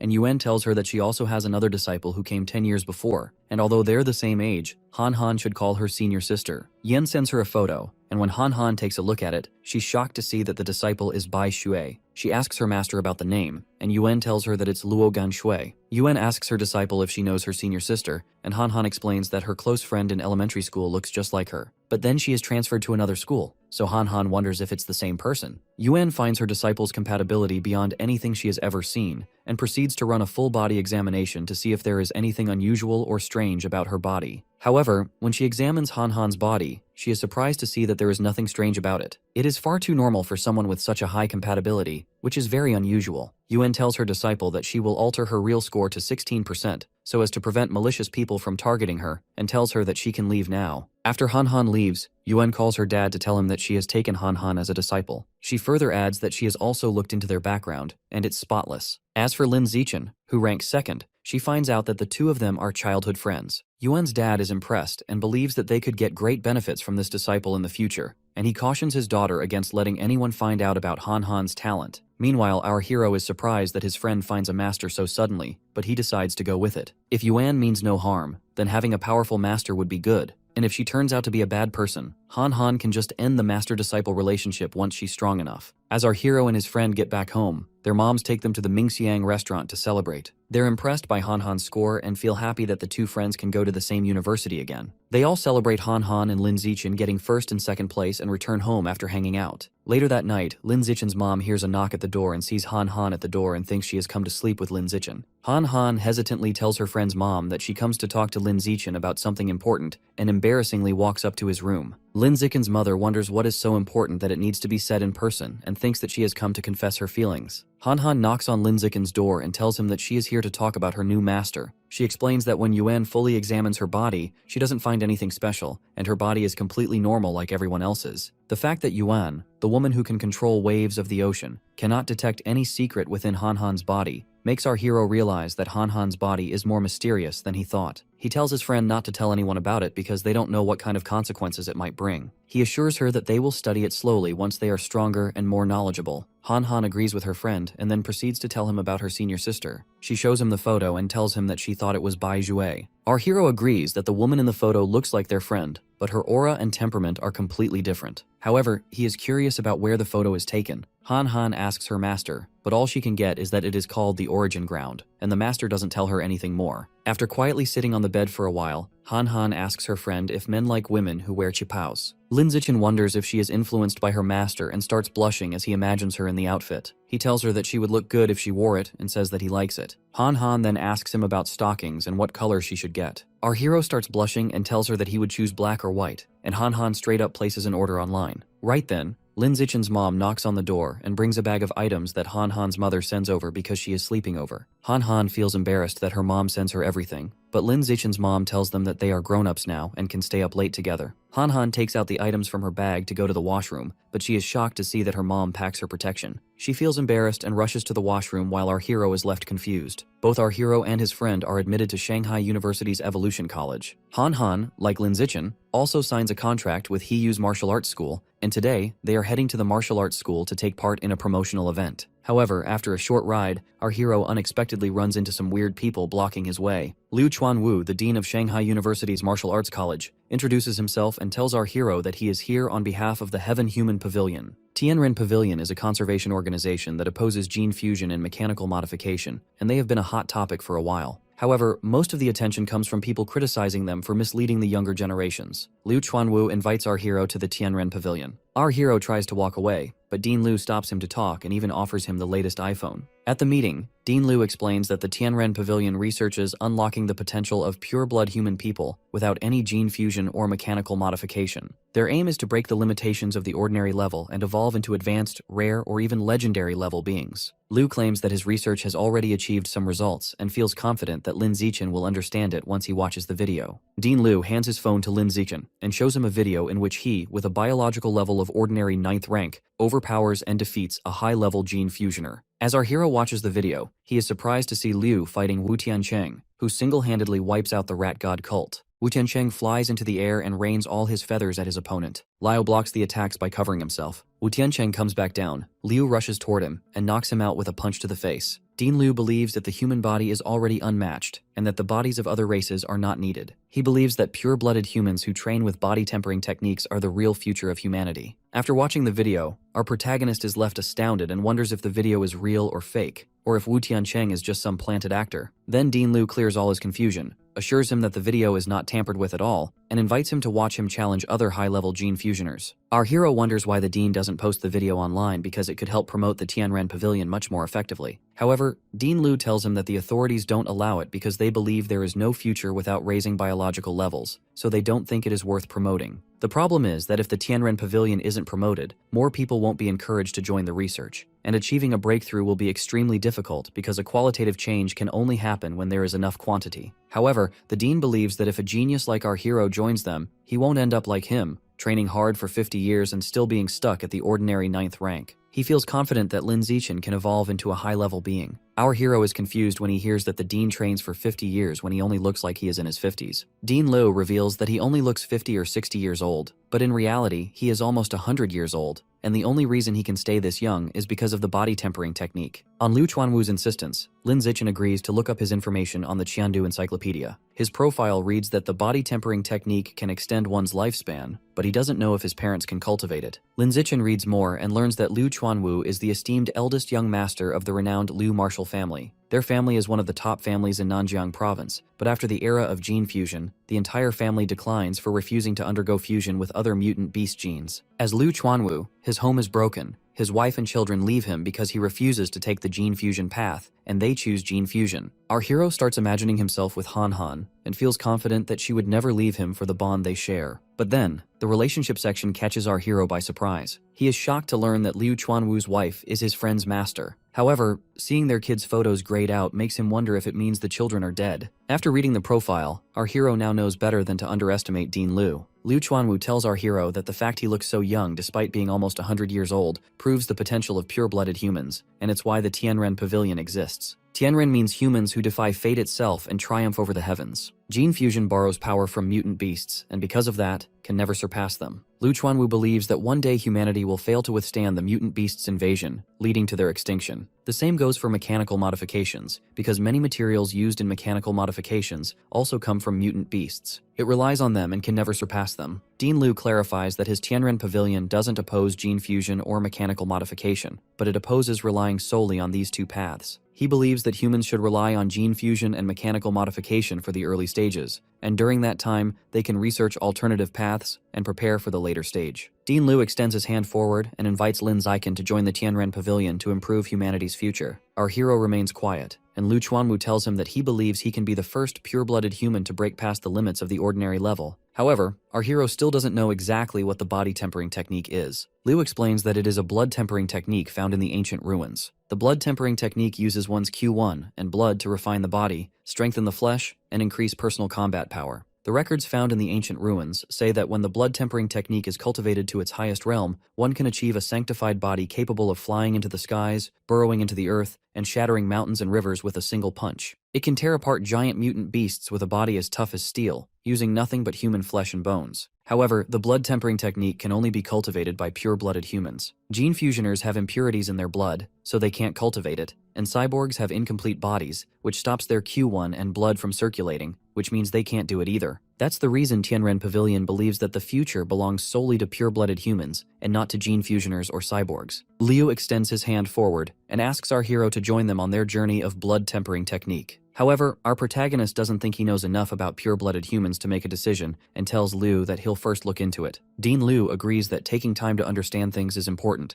but he also tells Lin Zichen that not taking the pure-blooded human path would be a waste for someone with his physical talent. From the Tianren Pavilion's perspective, the top scorer with 16% gene fusion compatibility is insignificant compared to our hero, and they firmly believe that Lin Zichen, with his first rank in the physical test, is the true top scorer of Nanjiang province, and if he chooses to take the path of a pure-blooded human, they believe he will crush the top scorer in the future. Han Han sits awkwardly for being dragged into this debate without even saying anything, but then our hero introduces her and tells Dean Liu that she is the top scorer of the province. He picks up his iPhone, thanks Lu Chuanwu for the gift, and proceeds to leave. As he walks away, Dean Liu desperately asks him to join them for 6 months and give it a try. He offers to double whatever benefits Evolution College is offering them, and when Lin Ziken still doesn't stop, he offers triple benefits. All of a sudden, our hero is back on the table, singing praises of the Tianren Pavilion. He enthusiastically agrees to bring his talent to the Tianren Pavilion and contribute to the future of pure-blooded humans. Liu Chuanwu is surprised to see our hero's greed for money. Lin Zichen then asks him about the origin of the land. Dean Liu is surprised that our hero knows about the origin of the land, and explains that it is a place believed to be the origin of life, and all the mutant beasts that exist originate from there. After hearing about the birthplace of life, our hero now learns that humanity knows about anomalies, and can even access the origin ground. Liu Chuanwu tells him that's where the meat in the mall comes from. Otherwise, the remaining supply on Earth isn't even enough for those in power, let alone the average citizen. Lin Zichen asks if he has any videos of the origin ground, but Liu tells him that all electronic devices stop working, and the only way to record something is to rely on realistic paintings. Our hero now realizes that the picture Han Han showed him was actually a drawing. Right then, Lin Ziken's phone rings, and he is asked to hurry to the promotion event at the martial arts hall. Before he leaves, Liu hands him a translated manual of the blood refining technique, including detailed instructions. However, there is a requirement to be at least ordinary tier stage 4 and have enough Q1 and blood to start cultivating. Liu thinks that our hero is close to ordinary tier stage 4, so he tells Lin Zichen to read through it during summer break and begin cultivating once he evolves at school. The truth is, our hero is already at stage 6, and he decides to start training once he's back. Meanwhile, Yuyan continues training when she notices that the dean is chirping and happy. Liu tells her that he got the second place scorer, the one who scored the highest in the physical test, to join the Heaven Human Pavilion with his charm. Yuyan is surprised that the dean even got his contact and refuses to believe that he did it with his charming personality. Lu Chuanwu then reveals that he offered 3 times the benefits that the Evolution Academy offers. Yuyan gets angry that he offered 3 times the benefits when they are already in debt, but the dean assures her that he has scheduled a meeting with 3 rich ladies to cover the expense. Lu Chuanwu asks Yuyan how long it took her to sense her Q1 in blood when she first started practicing. She explains that it took her a week to sense Q1 and 2 months to control the blood. Yuyan was a runner-up of the college entrance exam in the capital back then. Liu considers himself a genius, and even he took 2 weeks to sense Q1 in blood. Yuyan feels embarrassed when the dean mentions the capital exam entrance, because ever since she joined the pavilion and abandoned gene fusion, she hasn't evolved into a high-tier being, and people have made fun of her for years. The dean reassures her that once she evolves into a high-tier being in a few years, she can beat up the trolls. However, Yuyun feels upset that she hasn't opened a single acupoint even after 2 body refinements, and wonders how long it will take our hero to sense his Q1 in blood. The dean feels confident that Lin Zichen can do it in around 10 days with his impressive stats, and Yuyun feels excited and wants to teach him herself. On the other hand, our hero begins his practice right away, and easily senses his Q1 and blood in 3 senses. He then reads about controlling and refining it in the diary, and begins refining the right arm. The system notifies him that his skin durability and blood refining technique proficiency have increased by 1 point. Half an hour later, our protagonist finishes refining his right arm and tests its toughness with a blade. As he drives the blade on his skin, he is surprised to realize that just 1 round of refinement has made his skin blade-proof. He now understands how Liu, who had 3 refinements, could withstand Wu Tiancheng's feather attack. Our hero wonders how tough his skin will be after 5 refinements, and after 3 hours of training, he feels confident that he can refine all his skin in under a week. Both his arm's skin is refined, consuming only 1/3 of his Q1 in blood. A moment later, Lin Zichen gets a text from Han Han asking him to come over because she has a surprise for him. He heads over to her house and tells her mom that Han Han asked him to come. He heads into her room after knocking and finds Han Han hiding in the sheets. At first, he wonders if the surprise is herself, and Han Han asks him to lift the blanket to take a look. As our hero lifts the bedsheet, he is surprised to see Han Han wearing the outfit she ordered the other day. He blushes and tells her that she looks nice. She then asks if he wants to see her in stockings and puts them on. Our hero starts blushing again and tells Han Han she looks good. She asks him to touch her stockings because the texture feels nice. Lin Zichen runs his hand along her legs and agrees that they feel soft and nice. Han Han asks if the stockings make her legs feel better. Our hero agrees without hesitation that they do. Suddenly, Meng knocks on the door and tells Lin Zichen that his mom sent some stuff and the bag is hanging on the doorknob. Our hero walks over, takes the bag, and as he opens it, he is embarrassed to see a condom inside. He hasn't even kissed yet and the rush feels like pressure. Right then, Han Han tells him to sleep with her and asks him to turn around because she is going to wear a diaper. After she's done, she tells her friend to turn off the lights and come to bed. As the two lie in bed together, our hero notices her bed smells nice and wonders if she sprayed something. Han Han tells him it is just her body fragrance making the bed smell pleasant. The two continue staring at each other for a brief moment. Han Han's lips draw our hero in and he suddenly kisses her. Hearts fly off everywhere and suddenly, Han Han jumps off the bed because she pees herself. Lin Zichen asks Han Han if she was experiencing intense mental fluctuations. Han Han explains that her heart raced, her body suddenly felt warm, and she peed. She agrees that her mental state fluctuation was intense, and our hero realizes he was right. He suspects that Han Han's unknown superpower may be related to mental power and controlled by it. So, as long as her mental power strengthens, she might fully awaken and eventually control her abilities. Lin Zichen and Han Han start kissing again,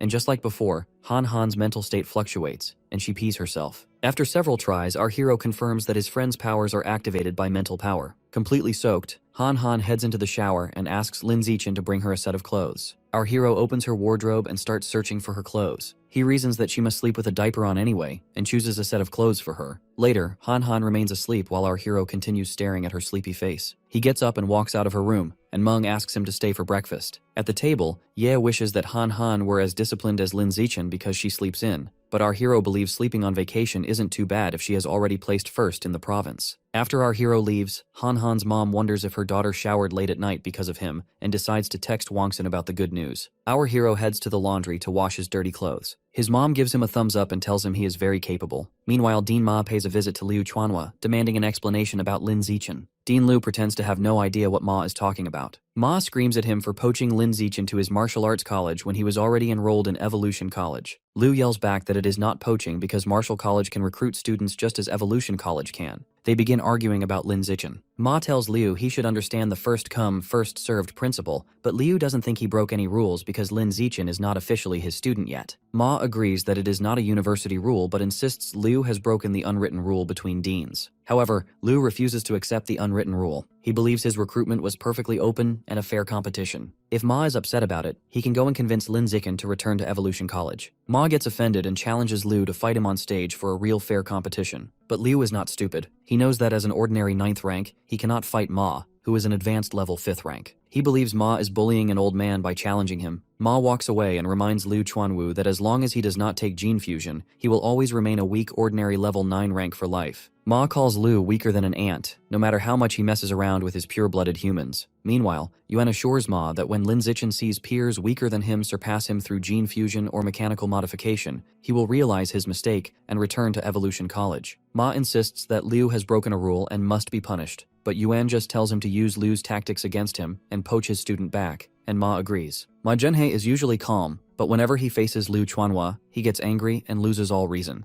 Yuan thinks Ma's mouth is still as sharp as it was years ago, and imagines that his body could have been as impressive as his tongue if he hadn't taken the pure-blooded path. On the other hand, Han Han gets tired after running for a while. Our hero offers her water and tells her to end training here and rest on the bench. Han Han lies down while our hero massages her. She thanks him, but Lin Zichen believes saying thanks is too formal for their kind of relationship. So Han Han asks him the ultimate question about what kind of relationship they have. Lin Zichen answers Han Han's question by telling her that they are a family. Han Han believes they are fiancés, and they both make a pinky promise to get married after graduating from university. Meanwhile, Dean Ma visits our hero's house late at night to discuss college selection. Lin Zichen's dad is confused because his son has already decided on a college, and he wonders why the dean has come so late to mention it again. Dean Ma brings 2 ice crystal fish as a gesture of goodwill, and Lin Zichen's dad invites him into the house. Dean Ma explains to Lin Zichen's parents about his gene fusion compatibility. He tells them that taking the gene fusion path will unlock a limitless future, while taking the pure-blooded human path will only waste his talent. He adds that Tianren Pavilion may have good intentions, but their pure-blooded human theory shows no progress so far. He insists it is a trap, and Lin Zichen will only ruin his future if he follows that path. Ma urges our hero to reject the pure-blooded human path and take Evolution College instead. Lin Zichen's mom is confused because she thought her son had already enrolled in Evolution College. Our hero explains that he forgot to tell them he joined the Tianren Pavilion and switched his enrollment to Martial Arts College to pursue the pure-blooded human path. Lin Zichen's parents are shocked, but he reassures them that he genuinely agrees with the Tianren Pavilion's philosophy. Since Martial Arts College's dean offered triple the benefits, he agreed to join for 6 months and give it a try. He promises that if he makes no progress in that time, he will return to Evolution College and continue the gene fusion path. Dean Ma is upset to learn Lu offered triple the benefits and gives Lin Zichen advice. He explains that triple benefits are a lot, but in the long run, they are petty profit. Our hero does not need to sacrifice his future for something small, even if it is just a 6-month trial and he could return to the gene fusion path. Dean Ma believes he would still miss out on far more knowledge, which is better than any triple benefits. He confidently tells our hero that he has seen cases like this in university and that it is a waste of time. However, our hero thanks Dean Ma but refuses his offer, saying he strongly believes in the Tianren Pavilion's philosophy. If he does not give it a try, he will keep thinking about it, and it will weigh on his mind. He does not want to reject, but the benefits are too good for him to ignore. Dean Ma now understands that Lin Zichen is determined and can do nothing but leave it as is. Our hero checks the news and is shocked to see an announcement claiming that the Tianren Pavilion has brainwashed Nanjing's provincial college entrance exam's second highest scorer into giving up the gene fusion path and choosing the pure-blooded human path. The article even mentions the second highest scorer of the Kyoto College exam from 10 years ago, and how she also ended up ordinary after joining the Tianren Pavilion. The comments are filled with negative remarks, and our hero realizes that spam bots have been hired to change the narrative. Our hero is further shocked to see that even his personal information is exposed. He realizes he is not just being bullied online, but things could become serious if cultists notice him. He wonders if it was Ma or someone else who leaked his personal information to stop the pavilion and calls the police to file a report. 2 hours later, our protagonist sighs with relief after seeing the post finally deleted. But then, his phone starts buzzing, and he finds messages in the group chat talking about him. He realizes that his photos are now leaked too. That night, Han Han appears at Zichen's door in a pink nightgown, cheerfully announcing that she will be sleeping there. Later, as they lie in bed, she notices him reading negative news about himself. She comments on how awful people can be. The protagonist calmly explains that in power struggles, those who follow the rules are often at a disadvantage, while those who ignore them gain the upper hand. His girlfriend suggests asking her powerful master, Yuan Dongji, for help. The hero dismisses the idea. He points out that the conflict is between the gene fusion and pure blood factions, so her master would have no reason to help him. Undeterred, his girlfriend insists on trying and messages her master. A short while later, she shows the protagonist her phone. Dongji has replied that the problem is already solved. The protagonist's girlfriend is amazed that it was handled in just half an hour, and our boy is equally shocked. A quick online search confirms that all news related to him has been completely erased. The protagonist wonders why Yuan Dongji would help him, speculating whether it is because of her new disciple or her past relationship with Lu Chuangwu. Regardless, he acknowledges that he has benefited and asks his girlfriend to thank her master on his behalf. She leans in close and asks how he plans to thank her. When he asks what she wants, she tells him to kiss her. Later, the protagonist sits cross-legged on his bed, meditating as white, misty energy swirls around him. He takes a deep, controlled breath as a system notification announces that his biological level has increased to ordinary Tier 7. He opens his eyes, powerful and drenched in sweat, exclaiming that he has finally finished tempering his entire skin. After his training, our boy checks his updated status. It confirms that he is 18, at ordinary Tier 7, with a long list of 9 biological attributes. The screen also notes that he has completed the first stage of body tempering for his skin. Feeling confident, he believes that having 9 attributes must be equivalent to 10 gene fusions. With a confident smirk, he thinks he is now strong enough to overpower the famous Kyoto prodigy. His thoughts are interrupted by a message from his girlfriend,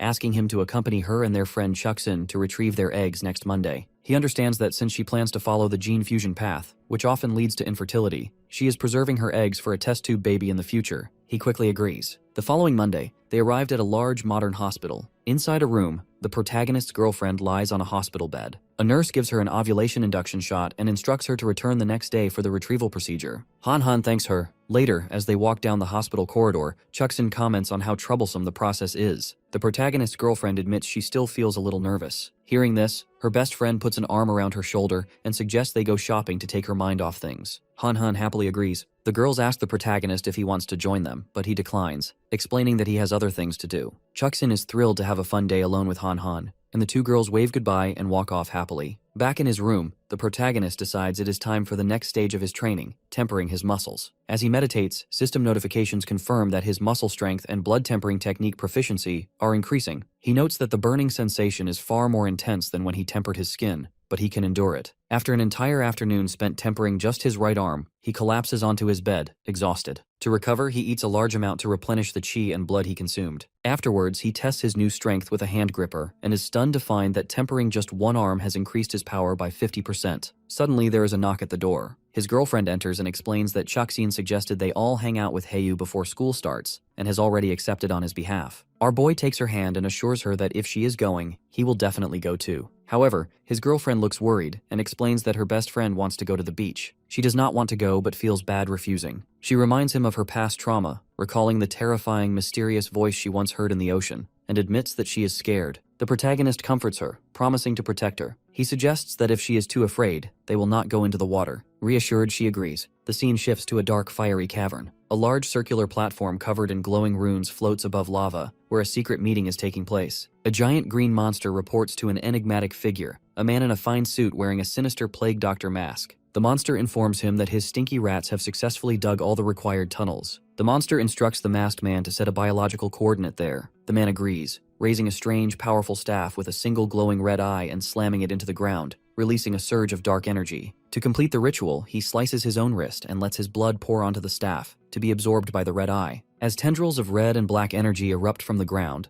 the masked man explains that the coordinate has been set. His next step is to wait for the origin land to find a corresponding point and place another coordinate there. Once the two coordinates resonate, the tunnels will fully connect to the origin land. The friends are on their way to the beach, driving along a beautiful coastal road. Inside the car, Chuksin asks Haeyu when he got his driver's license. He explains that his father pulled some strings to get him into a driving course right after summer break started. When he offers to get the others into the same program, they enthusiastically agree, much to Haeyu's delight. Soon, they arrive at the beach parking lot. Haeyu is ecstatic, running onto the sand and shouting about his love for the sea breeze, the ocean, and most of all the women in bikinis. Annoyed by his perverted comment, Chuksin hits him on the back of the head. She then grabs Han's arm and announces they are going to change, ignoring Haeyu's protests. Left behind, Haeyu puts his arm around the protagonist and suggests they should get changed as well, saying he cannot wait to go diving. As they walk away, a group of guys on the beach recognize Zichin, identifying him as the runner-up in Nanjing Province's college entrance exam. They begin to gossip, mentioning that he is the one who joined Tianren Panillion.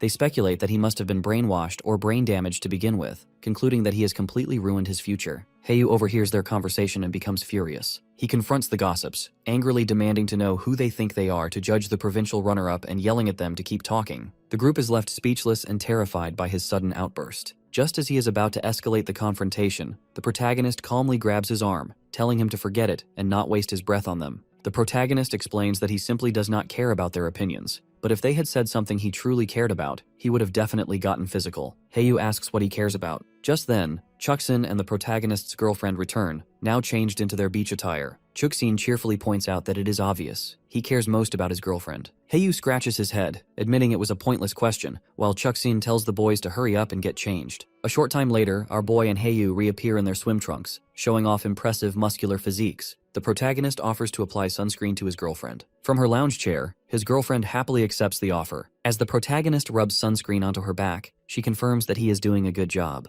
Haeyu watches with a jealous blush, thinking to himself that the protagonist has some serious moves. Inspired, he tries the same line on her best friend, who bluntly tells him to get lost. As Zikin continues to apply sunscreen on his girlfriend's lower back, she thinks about how amazing he is. Suddenly, she hears a mysterious, powerful voice in her mind. Her eyes snap open in shock, and she quickly sits up. She turns her head toward the ocean with fear on her face and exclaims that she hears the voice again, immediately catching the protagonist's attention. The protagonist holds the frightened Han Han and asks what is wrong. She explains with a terrified expression that she heard the creepy voice again, talking about a great god, revival, and the origin land of the sea. Zikin listens intently, speculating that the voice might be connected to the origin land. He concludes that they do not know enough to understand what is happening and must learn more first. He suggests that once they start university, she should indirectly try to ask her master about it, and his girlfriend agrees. Sometime later, the protagonist is back in his room, continuing his training. Having finished tempering his muscles, he has now begun the process of bone tempering. The training is incredibly painful, far more than muscle tempering, as he focuses his energy on strengthening his bones. After a grueling session, he lies on his bed, completely exhausted, but triumphant, having successfully tempered all 206 bones in his body. His hard work is rewarded with a system notification, congratulating him on evolving to ordinary creature rank 9, leaving him just one step away from becoming an advanced creature. Lying on his bed, he studies the blood tempering technique book, understanding that he now needs to open the apertures in his body to achieve the next evolution. However, he finds the instructions vague. With a determined look, he closes the book, resolving to figure out the method on his own. The scene shifts to the campus of Shanghai University, where the protagonist and his girlfriend have finally arrived to begin their college life. One of their parents calls out, announcing that they are here. As they walk through the campus with the protagonist's parents, Han Han excitedly points out an old ice cream shop that is still there. Our boy confirms that it is indeed the same ice cream shop they used to visit as children. His mother, Wang Xin, suggests they stop for a treat since it is still early, and Han Han happily agrees. Inside, the protagonist's girlfriend enjoys a large bowl of strawberry milk-flavored ice cream, delighting in how delicious it is. She then sweetly offers a spoonful to the protagonist, who takes a bite while his parents watch the tender moment with smiles. Their peaceful outing is interrupted by a commotion from a nearby bar, catching the protagonist's attention. He looks through the window and overhears a man complaining to a woman named Jiaxin that her skirt is too long. Inside the bar, Brother Yang has Jiaxin sitting flirtatiously on his lap. She suggests he can just slide his hand underneath her skirt since she would not mind. Another man at their table urges Brother Yang to stop touching the woman and focus on their game. Outside the ice cream shop, two other men are talking about the girl, Huang Jiaxin. One of them mentions that she acts like a goddess at the art academy, but is now letting men from the Evolution Academy get close to her. The other man comments that students from the Evolution Academy have bright futures, making them attractive to women. This conversation makes the protagonist think about the university's inner campus. Shanghai University is divided into two distinct areas. There is an outer campus for arts and culture students, and a heavily guarded inner campus for those studying evolution, mechanical modification, and martial arts. The inner campus is a high-security zone closed to the public and even to students from the outer campus due to the sensitive nature of gene fusion and mechanical modification research. It is constantly patrolled by armed guards and surveillance drones. Back at the table, Zikin's mother, Wang Xin, advises him and his girlfriend that even though university life offers more freedom, they must remain focused on their studies and not get distracted. Her husband, Yansheng,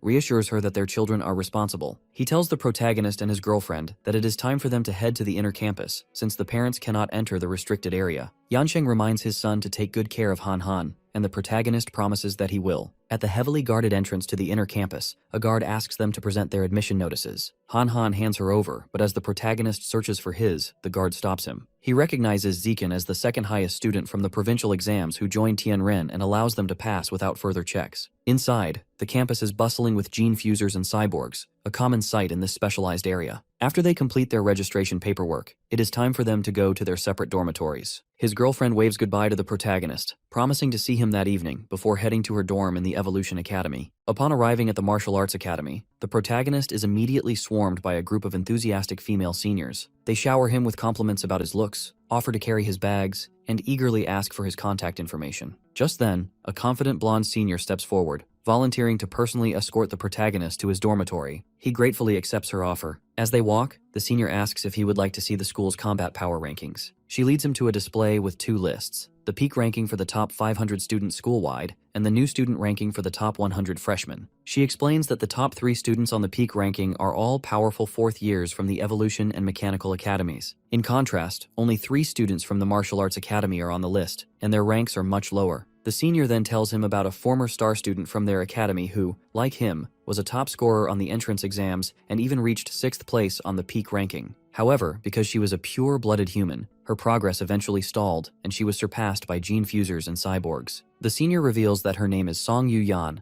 and that she is now an instructor at the academy, and a key researcher for Tianren, working as an assistant to Dean Liu. Soon they arrive at his room. The senior leads him inside, revealing a spacious private apartment instead of a standard dorm room. She remarks with envy that being the top scorer comes with amazing benefits, fanning herself. She then comments on how hot it was walking outside and suggestively asks if she can use his shower. Our boy, however, thanks her for her help and offers to buy her a milk tea from a shop across the way. The senior is left completely confused by his response but agrees, wondering why he did not take the bait. After the senior leaves, the protagonist stands alone in his new room, thinking that by treating her to a drink, he has repaid the favor of her showing him the way. He then receives a message from his girlfriend asking to see pictures of his dormitory. She has already sent photos of her own accommodations, which are incredibly luxurious and even include a private gym. Comparing her lavish apartment to his simple single room, the protagonist feels a pang of envy and realizes how much wealthier the Evolution Academy is. He reluctantly takes a few pictures of his modest room and sends them to her. Upon seeing them, the girlfriend is surprised by how small his dorm is and immediately suggests that he move in with her, telling him her bed is even bigger than the one she has at home. Without hesitation, our boy grabs his suitcase and phone and declares that he is on his way over. As he leaves the Martial Arts Academy dorms, he grumbles about the stark difference in funding between the academies, feeling that his room, the best his school could offer, is nothing compared to the student housing at the Evolution Academy. As he walks, he sighs, briefly wondering whether Dean Liu Chuanwu will truly be able to deliver on his promise of tripling the benefits. When the elevator doors open on her floor, his girlfriend greets him with a bright smile and happily welcomes him into her spacious, air-conditioned apartment. Looking around the clean, luxurious space, the protagonist comments as they unpack his stuff that her master must care for her a great deal to provide such a place. Han Han agrees, saying her master treats her very well. The protagonist's girlfriend stretches her arms wide and joyfully declares that this is now their little home, a place where they can be free without their parents around. A blushing Zekin quickly tells her not to get too carried away with the idea. Announcing that she is sweaty from the move, she says she will shower first and begins to undress, leaving her clothes on the floor. The protagonist can only watch, reminding her not to leave a mess. While she showers, a flustered protagonist picks up her clothes and decides to check out the new university campus app he downloaded. He discovers an in-app store where students can use school credits to purchase resources for gene fusion and mechanical modification. He learns there are 3 ways to earn credits: placing on the school's power rankings, completing official school tasks, or achieving outstanding results in competitions. He realizes that for him, this will be even easier than earning money. His exploration is interrupted when his girlfriend calls out from the bathroom, asking him to bring her clothes. He walks in to give them to her and finds her relaxing in the large bathtub. Blushing, she comments on how comfortable the water is and invitingly asks if he wants to join her. Han Han invites, explaining that it would be a waste of so much hot water for one person. A blushing Zekin hesitates, then agrees to join her and takes off his clothes. In the tub, he offers to wash her back, and she happily accepts, promising him it will be her turn to wash his back afterward. Later, after their bath and a meal, the protagonist meditates on the bed while his girlfriend lies beside him. He begins the second stage of tempering his skin. The process is grueling. He finds it much harder than the first time, taking 2 full hours just to temper his right hand. Curious, he asks his girlfriend for a sewing needle to test his skin's new strength. To her amazement, he presses the sharp needle against the back of his hand, but it cannot pierce the skin.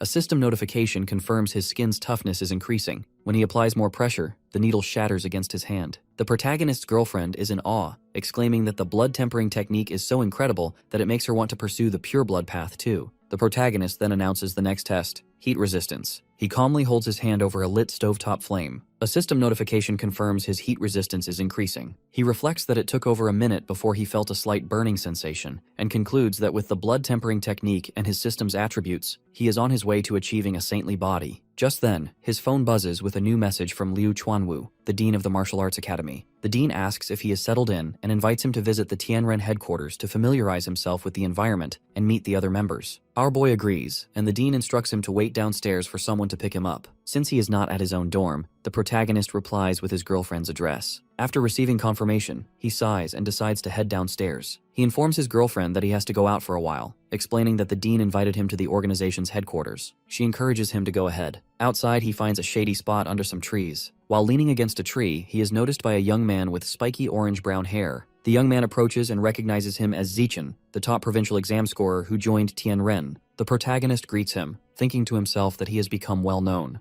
The young man expresses his admiration for the protagonist's decision to forego gene fusion for the pure blood path. He shares that he is also a freshman and grew up near Kyoto, where a similar research institute for pure-blooded humans once existed, but was shut down after 20 years of little progress. He passionately expresses his hope that the research at Shanghai University will succeed. The protagonist finds the guy a bit too talkative. The young man gives him a final thumbs up and an encouraging good luck before walking away. Shortly after, the protagonist hears the roar of an engine. He turns to see a woman in a helmet pulling up on a sleek red motorcycle. She asks if he is Zichin, and after he confirms, she dismounts. Removing her helmet, she introduces herself as Song Yuyan, an instructor from the martial arts academy and a researcher for Tianren, explaining that she has come to take him to their headquarters. As they shake hands, the protagonist internally recalls her story as the former top student who chose the pure blood path. He gets on the back of her motorcycle, and she playfully advises him to hold on tighter. As they speed off, she asks if he is happy that a beautiful mentor came to pick him up, to which he replies that it is an honor. Curious, she then asks why a student from the martial arts academy was waiting outside the luxurious dorms of the Evolution Academy. Our boy casually explains that his girlfriend lives there, and that he has moved in with her. Hearing this, the assistant laments her own love life, complaining that she has never even lived with a man. Soon, they arrive at a large modern building. The mentor leads the protagonist to a building with a sign that reads, Pure Human Research Institute. She beckons him inside, and he wonders if the sign is an abbreviation for the Pure-Blooded Human Research Institute. She shows him a common area for researchers to relax and offers him free drinks from a stocked refrigerator. As they walk through an empty hallway, the protagonist asks why no one else is around.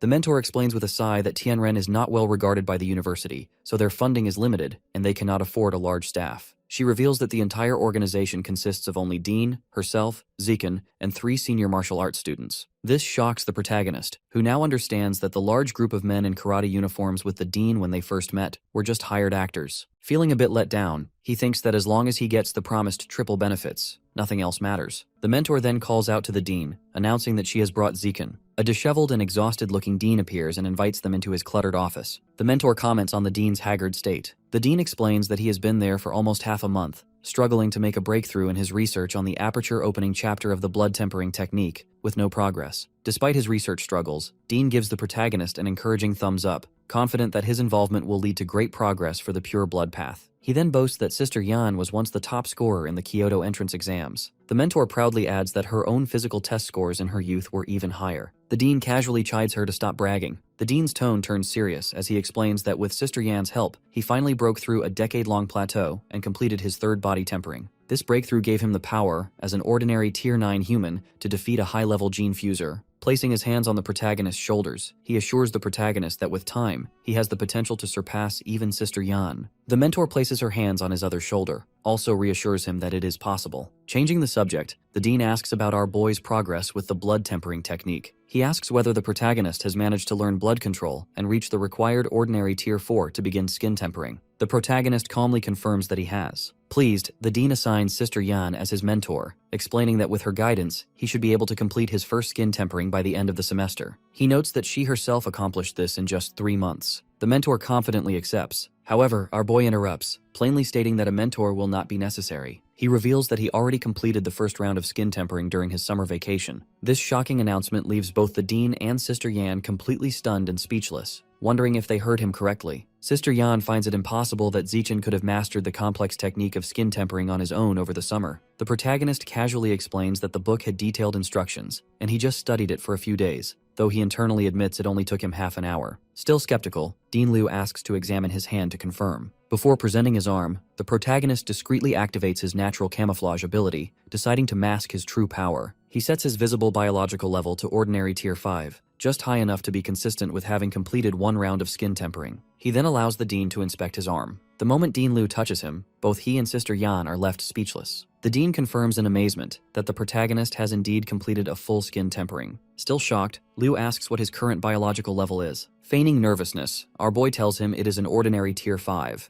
This revelation sends the Dean into pure ecstasy. He throws his hands in the air and shouts that the protagonist is a peerless genius, and that the future of the pure blood path is secure. Overjoyed, he pulls a surprised protagonist into a tight hug, declaring that with such talent, they will surely break through the limits of ordinary beings. Watching them, Sister Yan reflects that there is always someone more talented. She smiles, thinking it is good to have a more capable person leading their cause. Filled with renewed hope, she excitedly suggests to the Dean that they should immediately publicize the protagonist's potential to attract more talented individuals and secure more funding. However, Liu immediately rejects the idea. he sternly explains that the protagonist's abilities must be kept secret for now, as suddenly revealing his progress on the pure blood path could expose him to danger. The dean elaborates that their strategy should focus on quality, not quantity. Now that they have a prodigy like Zichen, they must concentrate all their resources on helping him break through the ordinary biological barrier. When Sister Yan raises concerns about finances, the dean reassures her. He promises to use all his connections to gather the necessary evolution resources. He plans to wait until the protagonist's power is undeniable, find him a powerful backer, and only then begin promoting the ideals of Tianren. Sister Yan praises the dean's thoughtful planning, and he proudly accepts the compliment. The protagonist listens quietly,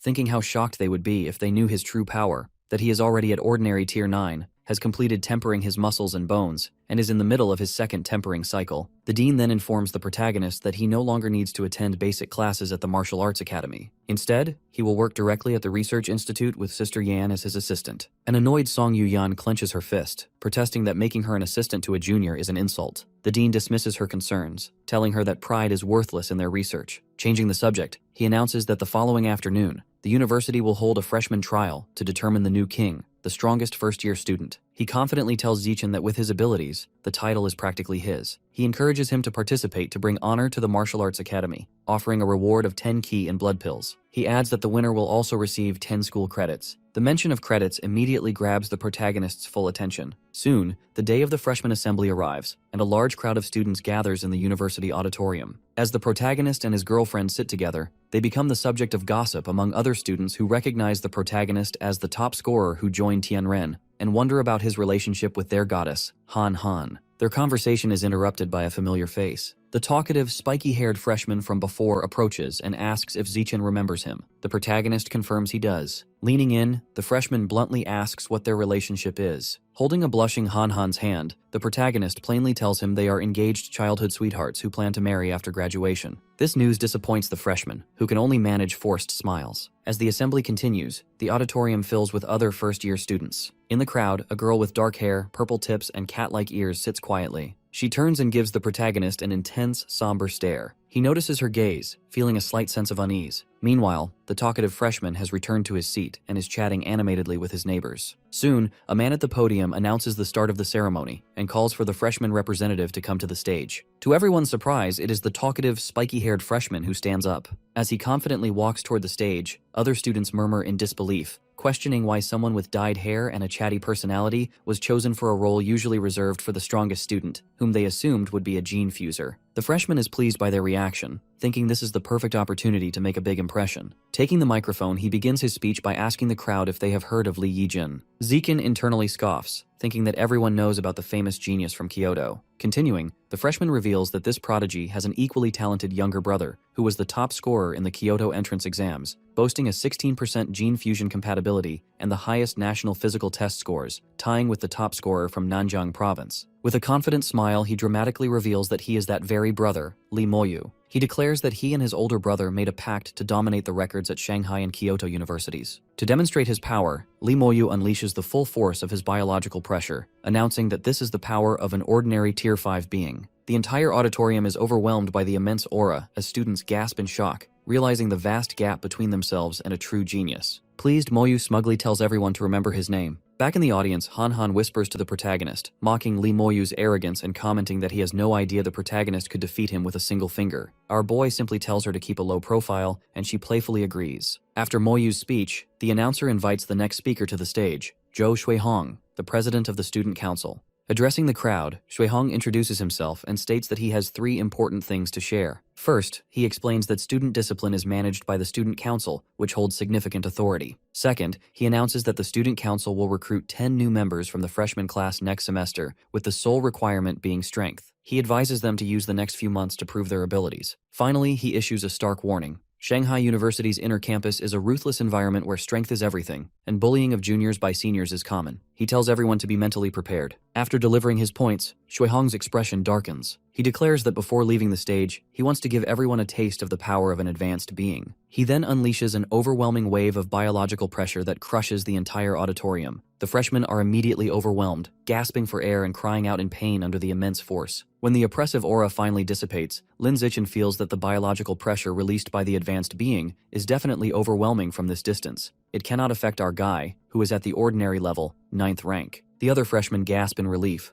as they all felt they were going to die since this is what advanced level being is like. Thankfully, this terrifying pressure lasted only 5 seconds. Once Zhou Shuihong exits the stage, Yuan Dongzi steps forward in order to continue the assembly. The woman announces that the freshman assembly ends here and they all begin their entrance test right there. With that, Yuan Dongzi explains the test rules. At the center of the gymnasium lies a huge martial arts stage. Whoever manages to stand alone on it for more than 1 minute will be crowned this year's freshman king and receive 100 credits, 10 times the reward from last year. Additionally, the second person who manages to stand alone for the same time will take second place, receiving 90 credits. Just like that, the rankings will continue. Up in the stands, a pair of overconfident upperclassmen smirk, bragging that the top 10 ranks have always belonged to geniuses of their class. Abruptly, a special rule was announced. If even one freshman from a non-genius class manages to get into the top 10, then all freshmen except the genius class will receive 1 credit. With each credit valued at 10,000 yen, every student starts calculating, realizing that they have a high chance to win if they all work together. Hiyu jumps on the stage and grabs the mic. Confidently, the guy introduces himself and reminds everyone that Lin Zichen, the top scorer of the entire province, is the strongest among all the freshmen. Thus, he suggests all ordinary freshmen help our boy to break into the top 10 by focusing on besieging the genius class. The whole crowd's attention shifts to our guy, though Lin Zichen remains unfazed. Everyone admits to helping the hero, promising to clear the path for Lin Zichen. Watching from the distant section of the gym, Liu Chuanwu comments that Dean Ma was being petty earlier, holding a grudge after Li Yijin thrashed him on stage at the start of the year and taking it out on his younger brother. Scoffing, Dean Ma fires back, calling him the pettiest person out there. Unbothered, Chuanwu admits that his pettiness is only directed at the person involved, not their family. Just then, their indirect argument was interrupted when Zhou mentions Ma's daughter performing exceptionally in the college entrance exam. The president hopes that the dean's daughter will join the union, as he will be looking forward to training her. Dean Ma assures Zhou that his daughter, Shiwei, will definitely join the union. As long as Jiwei is a genius, the president will make sure she receives proper support. Curious, Zhu wonders aloud about who will take the title of the freshman king this year among Li Moyu and Shiwei. One faculty member believes that Li Moyu will win the title due to his 5th rank and physical strength. Another, however, is convinced that Dean Ma's daughter will win the title. It was true that her score was slightly lower than Li Moyu's. She successfully fused with the genes of the Shadow Knight cat during the vacation, meaning her current strength may not be inferior to Li Moyu's. At the same time, Chuanwu interrupts, claiming that neither Li Moyu nor Ma Shiwei will take the victory since the freshman kill will definitely be Lin Zichen. Irritated, Dean Ma reminds Chuanwu that our boy's test results didn't even place him in the top 10 among this year's freshmen, so this opinion is entirely nonsense. In addition to that, Dean Ma suggests his rival stop bragging about a member of the Tianren Pavilion as if he is selling overpriced fruits. Having said that, both the egoistic men place a bet of 100 credits. Chuanwu even drags Yan into it, and the others join as well, finding the whole thing fun. At this point, Dean Ma can't help but question whether Chuanwu bribed Li Moyu to lose on purpose, though Dean's daughter is still in the competition, so he worries a little less. However, a seed of doubt forms in his mind. What if Lin Zichen actually becomes the freshman king? In that instant, the dean of the mechanical college approaches Dean Ma, questioning if it hurt him that Lin Zichen, the second highest scorer, was supposed to join his evolution college, but Dean Chuanwu poached him halfway through. Pretending not to care, Ma clarifies that his elite college has plenty of talents like that, so not having one of them doesn't really affect him. That being said, the dean from the mechanical college smirks, knowing damn well that this man poached the last 3 senior students from Tianren Pavilion,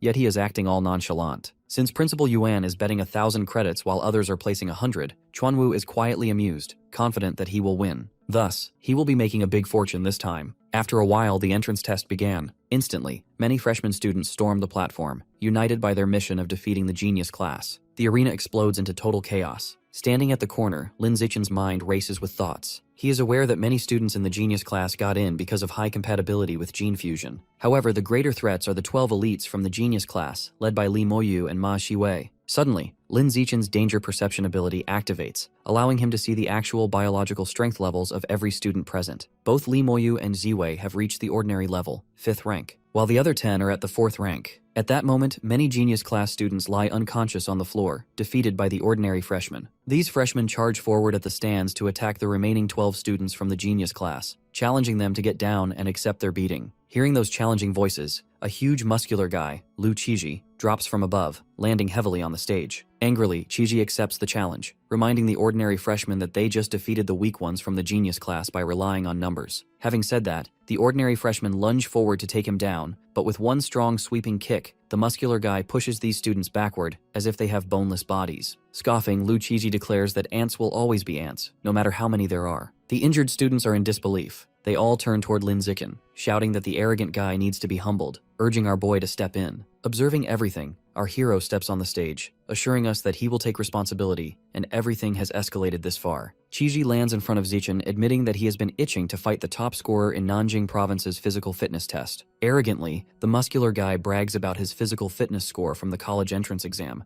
challenging our boy to announce his results now. After a brief pause, Lin Zichen calmly responds that he doesn't need to brag about his results, as his opponent will get to experience them himself. In a split second, he delivers a strong kick. The impact of that kick was so intense that the heavily muscular guy was launched across the stage, and his body slammed onto the ground with a horrific noise. The match ended immediately, leaving no room for dodging or counterattacking. At that moment, all the ordinary freshmen loudly cheered, screaming our boy's name. The faculty members stared in disbelief. They all believed that Lin Zichen would win through his strategies, but he won with pure strength. Even Dean Ma is stunned by all of this, as he had always considered our guy to be calm and refined. Without any warning, another guy, Luo Yongjian, gets onto the stage. He proudly introduces himself and his achievements, but all his bragging comes to an end when Lin Zichen attacks him by swinging his leg straight into his opponent's face. On the stage, Lin Zichen could clearly hear all the ordinary freshmen being proud of him and praising his capabilities and strength. A sudden announcement was made, calling Li Moyu and Ma Jiwei to step up now, or else the title of freshman will fall into the hands of the ordinary class. Having said that, Ziwei efficiently lands on the stage. Everyone has great expectations from her, being sure that she will crush the ordinary freshman. Simultaneously, Lin Zichen's people also cheer for him, encouraging him to not show mercy just because he is facing a girl. As Zichen faces his new opponents, this was the first time he was observing a gene fusioner up close. The battle begins without any warning as Ziwei charges forward with a lightning-fast speed. With the blink of an eye, the girl closes the distance between them, launching a strong kick. Yet, our boy dodges the attack by slightly leaning backwards. Noticing this movement, Lin Zichen wondered if this was the boost she gained from fusing with the Shadow Knight cat genes. In contrast, Wei is shocked by how easily Zichen dodged her attack. Just then, Wei senses an incredible gap between their strengths, which means continuing like this is baseless. Leaping backwards to create a distance with the opponent, the girl requests our guy to give her 30 seconds so that she can fully activate her Shadow Knight cat genes. This is a rare chance to witness genes activation. Lin Zichen would be foolish to refuse, thus he agrees quickly. As Ziwei prepared herself, her body began to change. She lowers herself onto all fours like a cat and gets into an attacking stance. From the crowd, the faculty members turn to Dean Ma,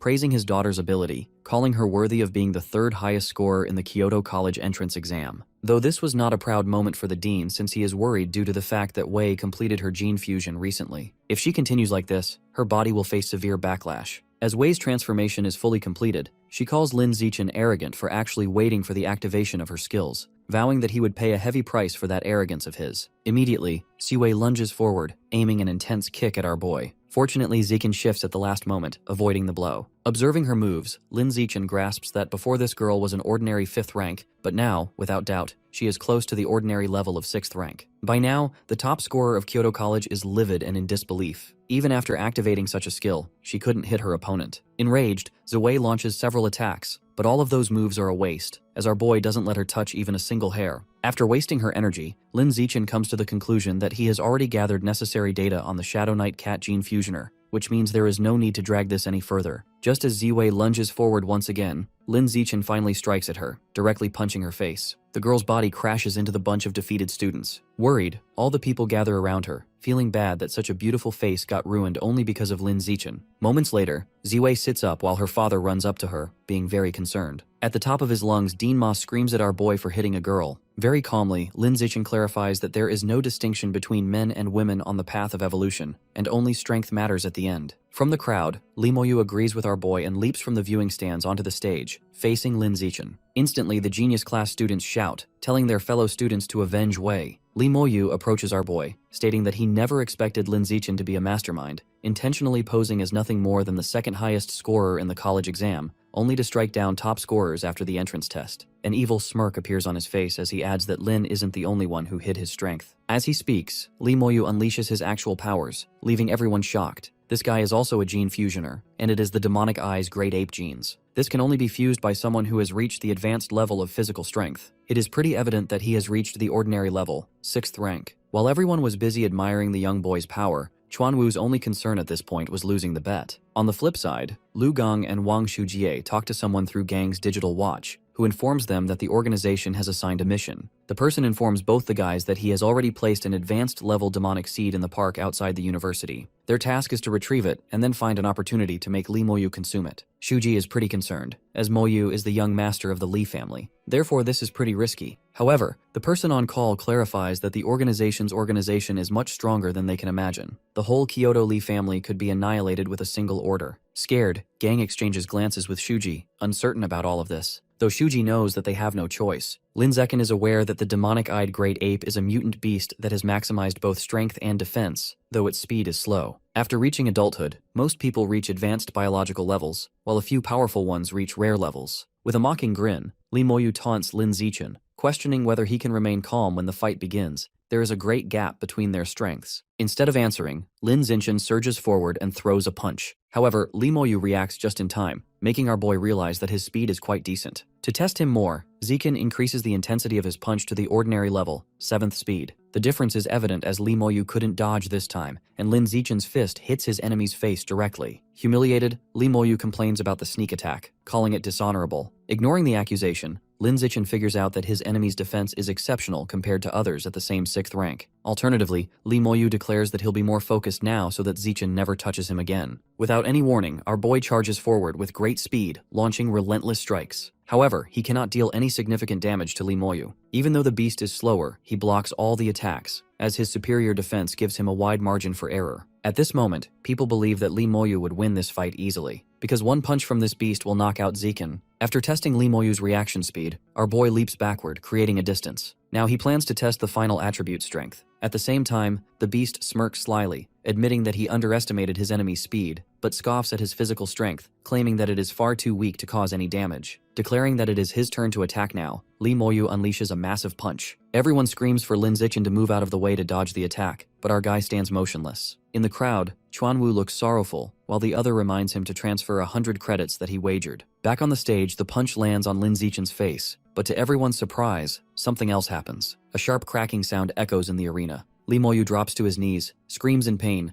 and claims that his hand is broken. The audience is confused, not understanding what just happened. Everyone is assuming that Lin Zichen probably won by chance. Towering Lee Moyu, Lin Zichen analyzes the situation, realizing that the demonic-eyed great ape gene fusion granted the beast so much strength that it broke his own hand. It turns out that Moyu's offensive power exceeded his own defense. Immediately, Zichen calls out for the medics, informing them that Lee Moyu's right hand has suffered a comminuted fracture. Principal Yuan Dongzi requests Lin Zichen to step aside. After a brief examination, she comes to the conclusion that Moyu's entire hand is fractured. She understood that he suffered a backlash from his own strength. Quickly, Yuan retrieves a pill and feeds it to the poor beast. However, something comes to Yuan's mind. If this is really the case, how tough is Lin Zichen's face? Curious, the principal tries to probe our boy's strength using mental power. But as Lin Zichen expected, the natural camouflage concealed his true level. Yuan is pretty confused to find out that our guy's biological level is at the ordinary level, 6th rank. Yet his skin toughness far exceeds that of others at the same level. The principal reports her findings to everyone, which puts Zichen at ease since his trick fooled everyone. Consequently, Lee Moyu is stunned since he is fully recovered after eating the pill. Just then, Zichen approaches his opponent, asking if his hand is completely healed. Once Lee Moyu confirms it, Lin Zichen delivers a light kick, sending the poor guy flying off the ring. The beast's face turns crimson red with anger, declaring to defeat him once his gene fusion reaches a new level. Having said that, all the ordinary freshmen remind that beast that Lin Zichen can do it too. With that, the whole arena erupts with cheers, celebrating the victory of the ordinary freshmen. Suddenly, Lin Zichen leaps off the stage into the crowd. Before anyone could understand what was going on, he scooped Shen Qingchan into his arms. At that moment, Shen Qingchan's face turns red as she wonders whether our boy intends to reveal their relationship right now. Smoothly, both of them landed on the ring.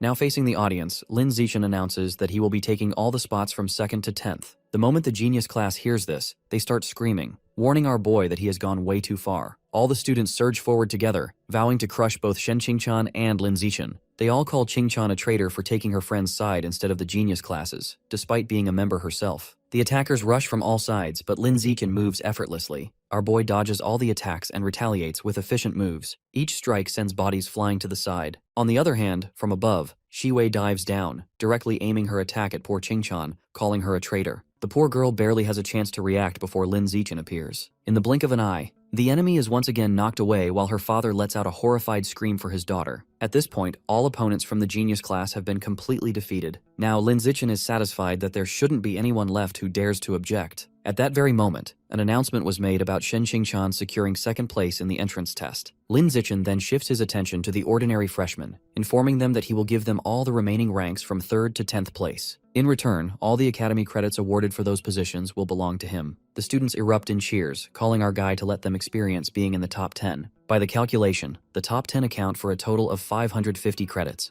Adding the 9 credits awarded to ordinary class freshmen, that makes 559 credits in total. Turning towards Principal Yuan, Dean Ma complains about the situation, calling it unacceptable, stating that Lin Zichen violated university rules by continuing to fight for rankings and dominate the top 10 despite already holding the freshman king title. Before his rant can continue, Chuanwu interrupts him. He challenges Dean Ma to point out any regulation that forbids hiring fighters to seize a spot in the top 10. Dean Ma tried to strike back, but he could not find a single clause to support his claim. Though he insists that Lin Zichen is clearly exploiting a loophole in the rule, Principal Yuan agrees with Dean Ma, stating that his concern is valid and acknowledging that it is indeed a loophole in the rules. Though she adds it can only be fixed next year, changing it now would be unfair to the ordinary freshmen. On the flip side, the plan has been changed. Gang and Shuji have been asked to replace Li Moyu with Lin Zichen, ordering them to make our boy consume the advanced level demonic seed and bring him a member of their organization. After the entrance test ends, Chuanwu excitedly rushes towards Lin Zichen with open arms to congratulate him. Our boy sidesteps, avoiding the embrace. Instead, he asks whether the dean has forgotten his promises. Chuckling, Chuanwu pulls out a flask, explaining that it contains the 10 Qi blood pills, along with the promised triple benefits for this semester. Additionally, the dean has transferred 300 academic credits to his accounts. After all, Lin Zichen helped him win 1900 credits in the bet. With that, lowering his voice, the dean asks about Lin's actual hidden strength. Our guy reveals a partial truth, admitting that he is ordinary level, 6th rank. He has completed 1 round of skin tempering and tempered a bit of facial muscles. The answer shocks Chuanwu completely. He nearly shouts in disbelief. The dean states with absolute confidence that Lin Zichen will become the advanced level while remaining a pure human blood before he graduates. Overwhelmed with excitement, he begs our guy to stick to the pure-blooded human path to achieve success. Later that night, Lin sits alone on his bed, swallowing the Qi blood pill to test its effect. Immediately, heat surges through Zichen's body. A system notification appears, but the result is disappointing since only a minor increase of 108 points occurred.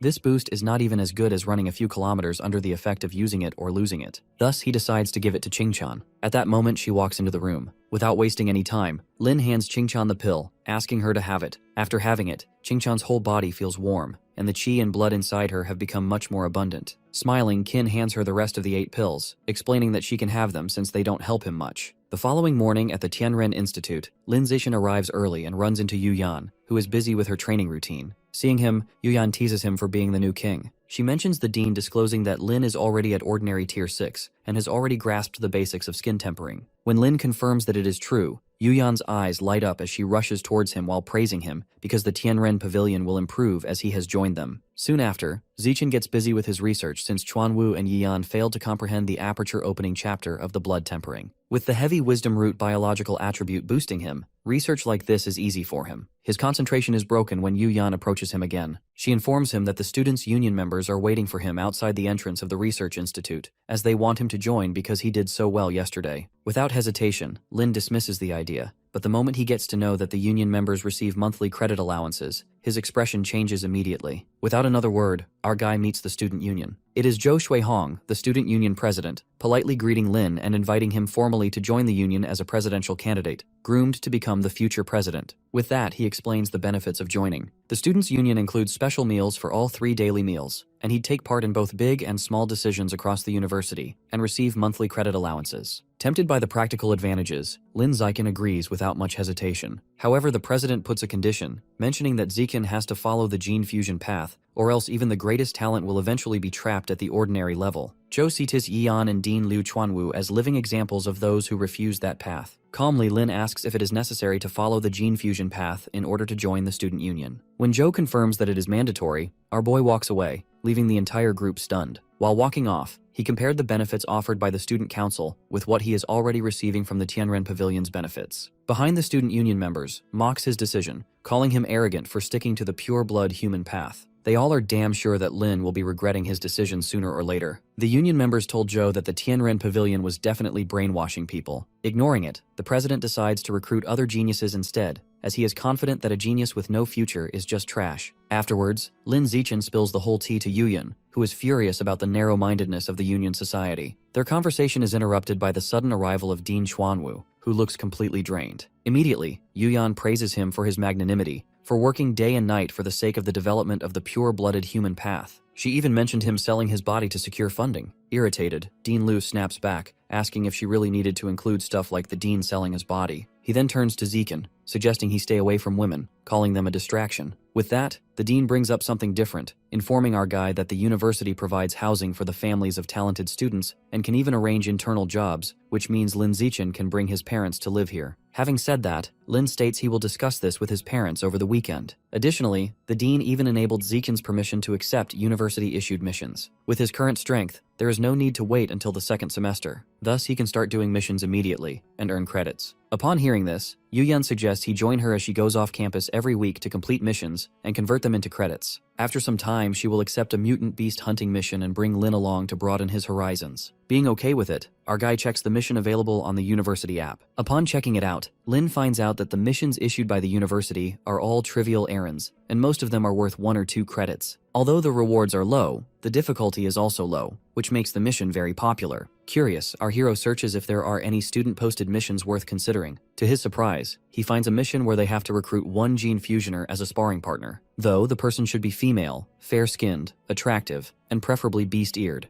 The reward is 5 credits per month. Alternatively, the off-campus missions have high credits, but the location is far away. However, the off-campus missions involve capturing robbery suspects or hunting mutant beasts. Exactly the kind of missions Lin prefers. Just then, Lin accepts a mission of capturing a female gene fusion who went berserk, a catwoman whose overall strength is of the rank of an ordinary level shadow-type fusioner, and the reward is 50 credits. At that moment, Yuyan suddenly leaned in close, being shocked that he accepted the catwoman mission, and requested him to let her join the mission as well. Confused, Linzikin wonders aloud how she knows. Yuyan explains that the mission details page displays the name of everyone who has accepted the mission. Checking his phone, Lin finds out 28 people have already accepted the mission, including Ma Shi-wei, who is only at the ordinary level, 5th rank. He finds it strange that this girl dared to accept this mission but thinks that probably she has a backup. Right then, our boy announces that he is heading back for lunch. On his way back home, Lin senses someone following him. With the help of his danger sense ability, he finds out that the stalker is a 7th rank ordinary level. In that instant, a simp steps out from behind, claiming that our boy is deliberately targeting someone sweet like Shi-wei. He angrily asks if Lin has some grudge over Wei now that he is competing with her for the same off-campus mission.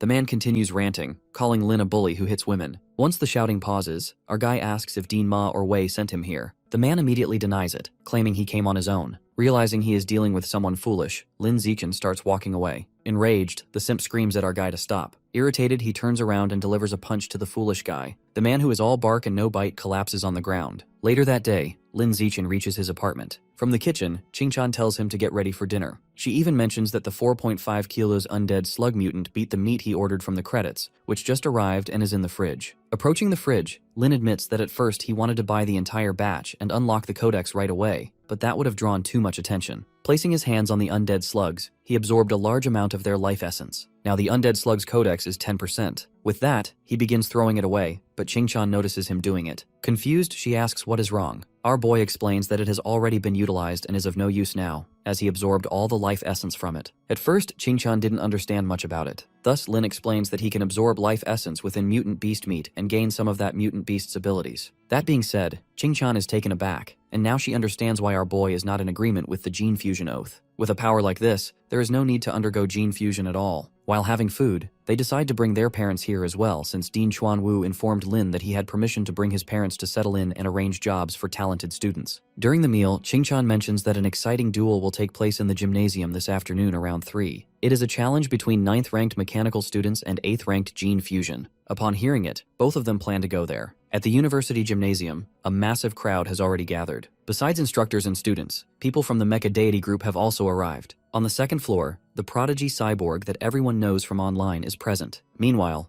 at the center of the arena, 2 people are already ready to fight. Curious, Ching-chan asks our boy who is stronger, the Kyoto genius or the mechanical genius. Right now, Lin is not that sure. If the 8th-ranked gene fusion student wins, then Kyoto University's prodigy is stronger. But if the 9th-ranked mechanical student wins, then the female cyborg prodigy is stronger. Therefore, all of this doubt will be cleared once the duel begins. Moments later, an announcement is made about the start of the duel. The cyborg reacts instantly, and mechanical wings open from its back. From above, the cyborg unleashes tons of missiles, which are aimed directly at the beast. The beast gene infuser crosses his arms, trying to protect himself from the missiles, leaving no room to counterattack. As the dust settles, everyone notices the mechanical student and gets shocked because he is now switching to melee mode. Summoning his remaining strength, the gene infuser charged forward to take his revenge. The beast even throws a punch, but it doesn't do much since the cyborg dodges and retaliates. The force sends the gene infuser flying backwards as he collapses on the ground eventually. Just like that, the cyborg wins the match. In another environment, Principal Yuan reviews a report by her assistant. Number 36 has been unusually quiet for past few months,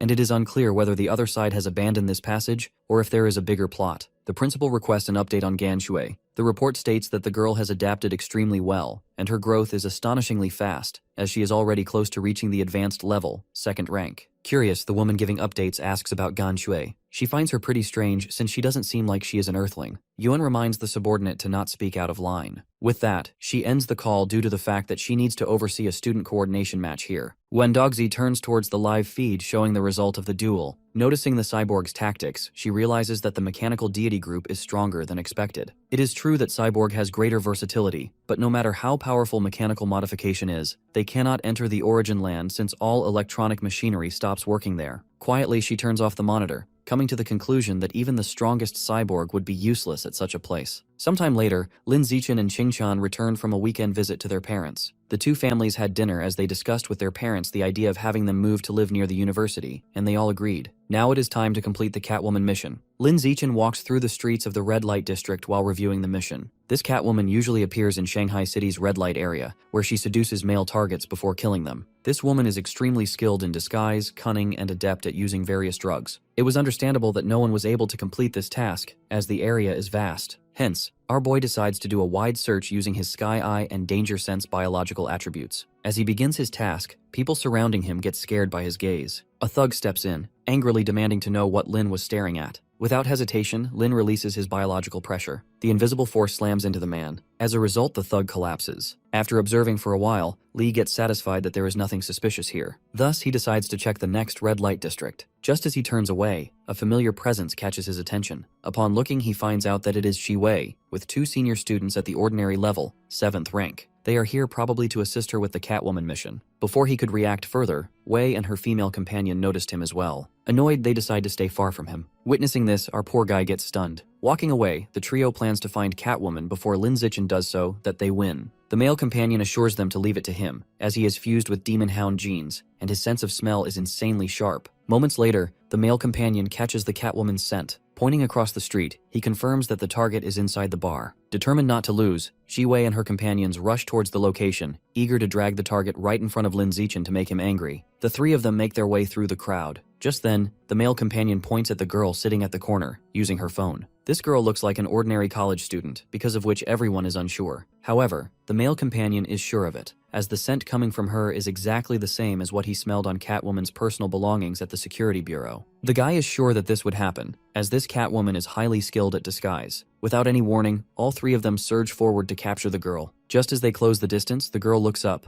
with an evil grin. In an instant, the Catwoman smashes through the glass window and runs out the exit. Everyone runs after her, but she is way too fast. However, it is fine since the male companion can track her scent. Guided by the scent, the trio chased her into a narrow dead-end alley. A smirk appears on the Catwoman's face as she mocks them, asking whether the three of them truly believed they could catch her if she had been serious about escaping. Suddenly, she releases her biological pressure, clarifying that the most skilled hunters are often her prey. The Catwoman has completely transformed, leaving the trio frozen. In that moment, they realize that she is actually at the ordinary level, 9th rank, and has been hiding her true strength. In the alley, the trio are now running for their lives, as they have come to the conclusion that this mission is impossible. Behind them, the Catwoman suggests stopping running, as they won't be able to escape this easily. Leaping up, the evil woman gets ahead of them and blocks the male companion's path. She admits how he caught her attention the moment he entered the bar. Having no choice, Wei throws fumes in the alley. Without wasting any time, once again everyone starts running again due to the fact that these fumes will be dulling her senses. Exhausted, the trio finally arrives at the crowded street. The male companion can't believe what just happened. He even suggests calling Dean Ma immediately to fix the Catwoman's info immediately, because this is very dangerous. Agreeing with him, Wei pulls out her phone to call her dad. but this is when she remembers that Lin has also accepted the mission, which means he might run into that evil as well. Worried, she thinks of a way to contact him and decides to call Ching-chan so that she can warn our boy, or else he will definitely die. Back at the alley, the Catwoman is annoyed that her prey ran away. Just as the dust settles, she notices someone else with her. On the other end, Lin Zichen is standing calmly.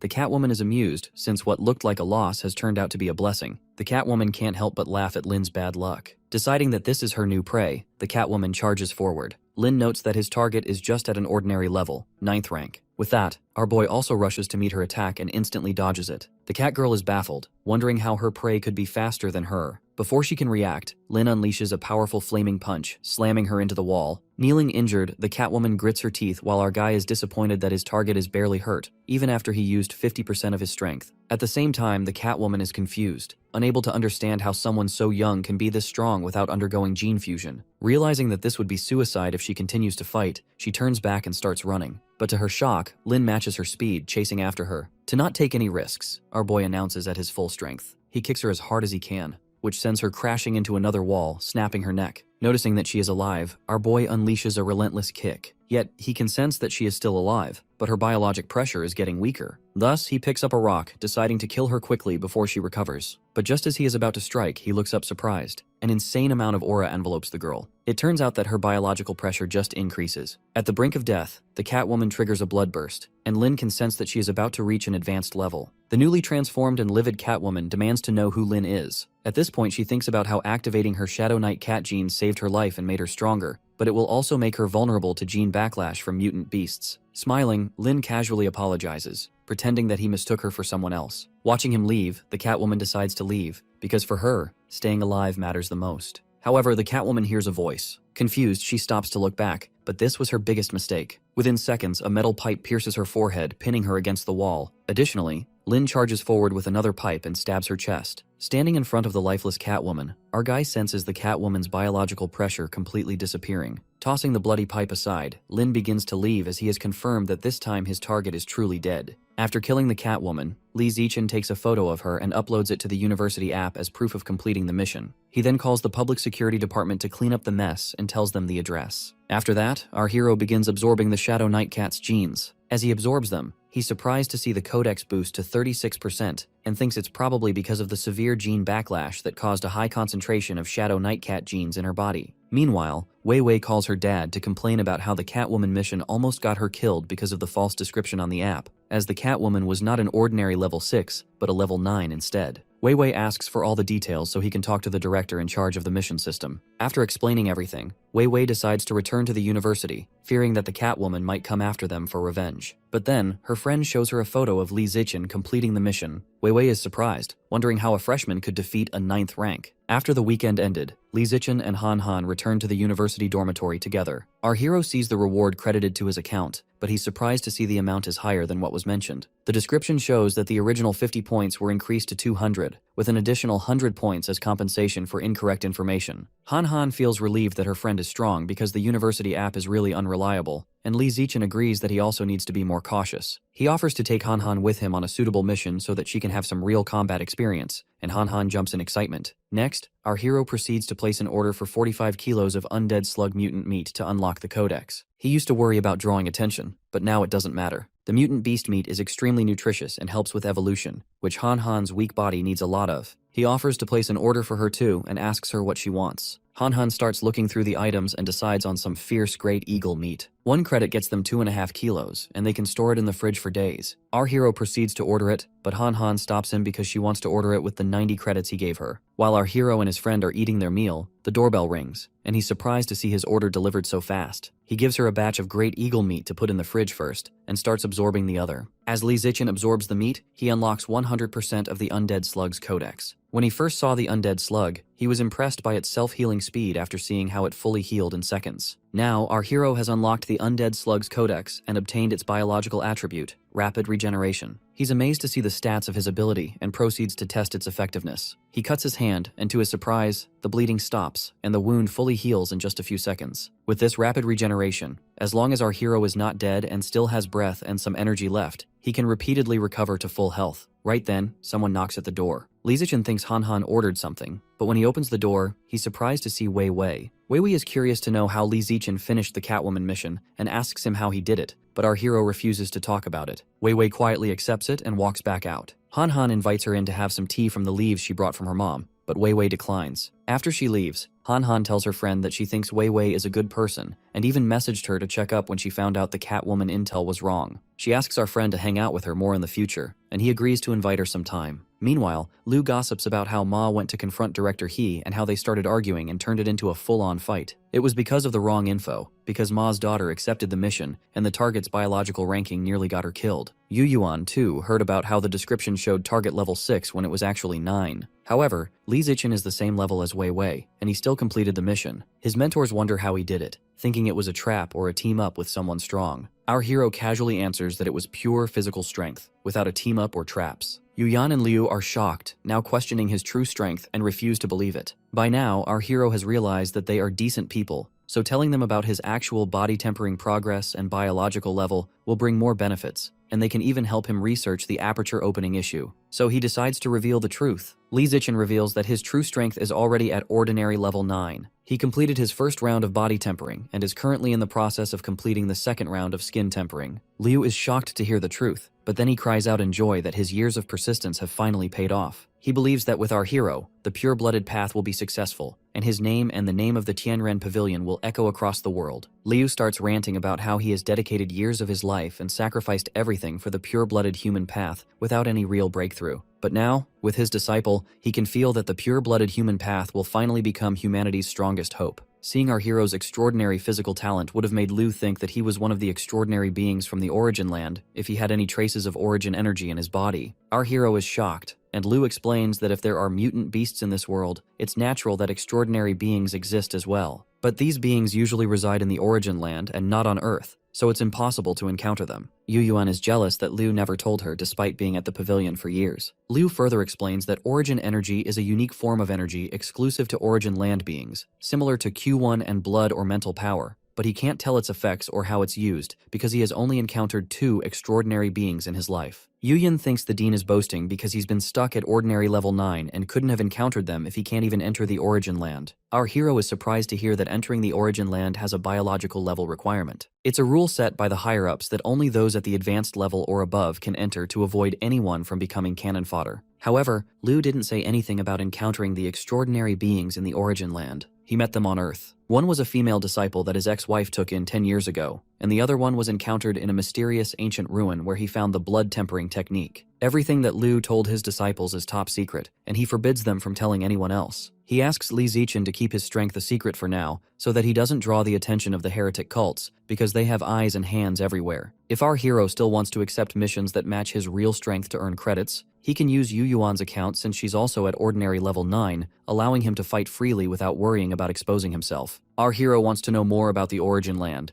but everything related to it is classified, and even the dean doesn't know much about it. Even so, knowing about it before reaching an advanced level is useless anyway. All Liu tells him is that most of the beings inside the Origin Land are enemies, always trying to find a way to invade Earth. As for the motive, some of the experts believe that Earth has something that the monsters desperately want. Right then, the dean's phone starts ringing, and he leaves, saying an old friend has invited him for dinner. After the dean leaves, Yu Yuan asks our hero how he can hide his biological level and body tempering so well that not even the dean and Principal Yuan could see through it. Li Zichen refuses to talk about it because he doesn't want anyone knowing about his system. Yu Yuan acts all cutesy and tries to convince him, and even offers to tell him one of her secrets, but our hero still declines. Yu Yuan gives up on convincing him and instead challenges him to a friendly spar since they're both the same level. Our hero agrees because sparring against someone with the same level as him will help him sharpen his combat skills. Yu Yuan's body tempering has also reached the second round of skin, flesh, and bone, with 20% progress, so she dares his opponent to try his best. The fight begins, and Yu Yuan allows her opponent to go first to see how strong his strikes are. Li Zichen takes a leap forward and lands a kick in her abdomen. As Yu Yuan takes the hit, she's shocked to see his strength. Our hero has only completed the first round of body tempering, and yet he can injure someone who has reached the second round of muscle tempering. Yu Yuan realizes that her opponent will surpass her soon enough. But even so, she decides to take advantage of the fact that her opponent is still weaker than her and shows off hard while she still can. She shows disappointment in Li Zichen's attack and tells him to aim to injure the enemy. She teaches him that real combat is a life and death situation, and he should aim for her vital points. The fight begins again, and Yu Yuan dares her opponent to last 5 minutes against her. Our hero takes a leap and begs his senior to go easy on him. After exchanging a few blows, Yu Yuan is surprised to see how her opponent is going toe-to-toe with her and thinks that she's going to lose. As she swings her fist, our hero decides that it's time to pretend to lose. He takes the hit to the face and gets knocked out on purpose. Yu Yuan helps our hero get back up and compliments his strength. From how he forced her to use 99% of her strength for a close win,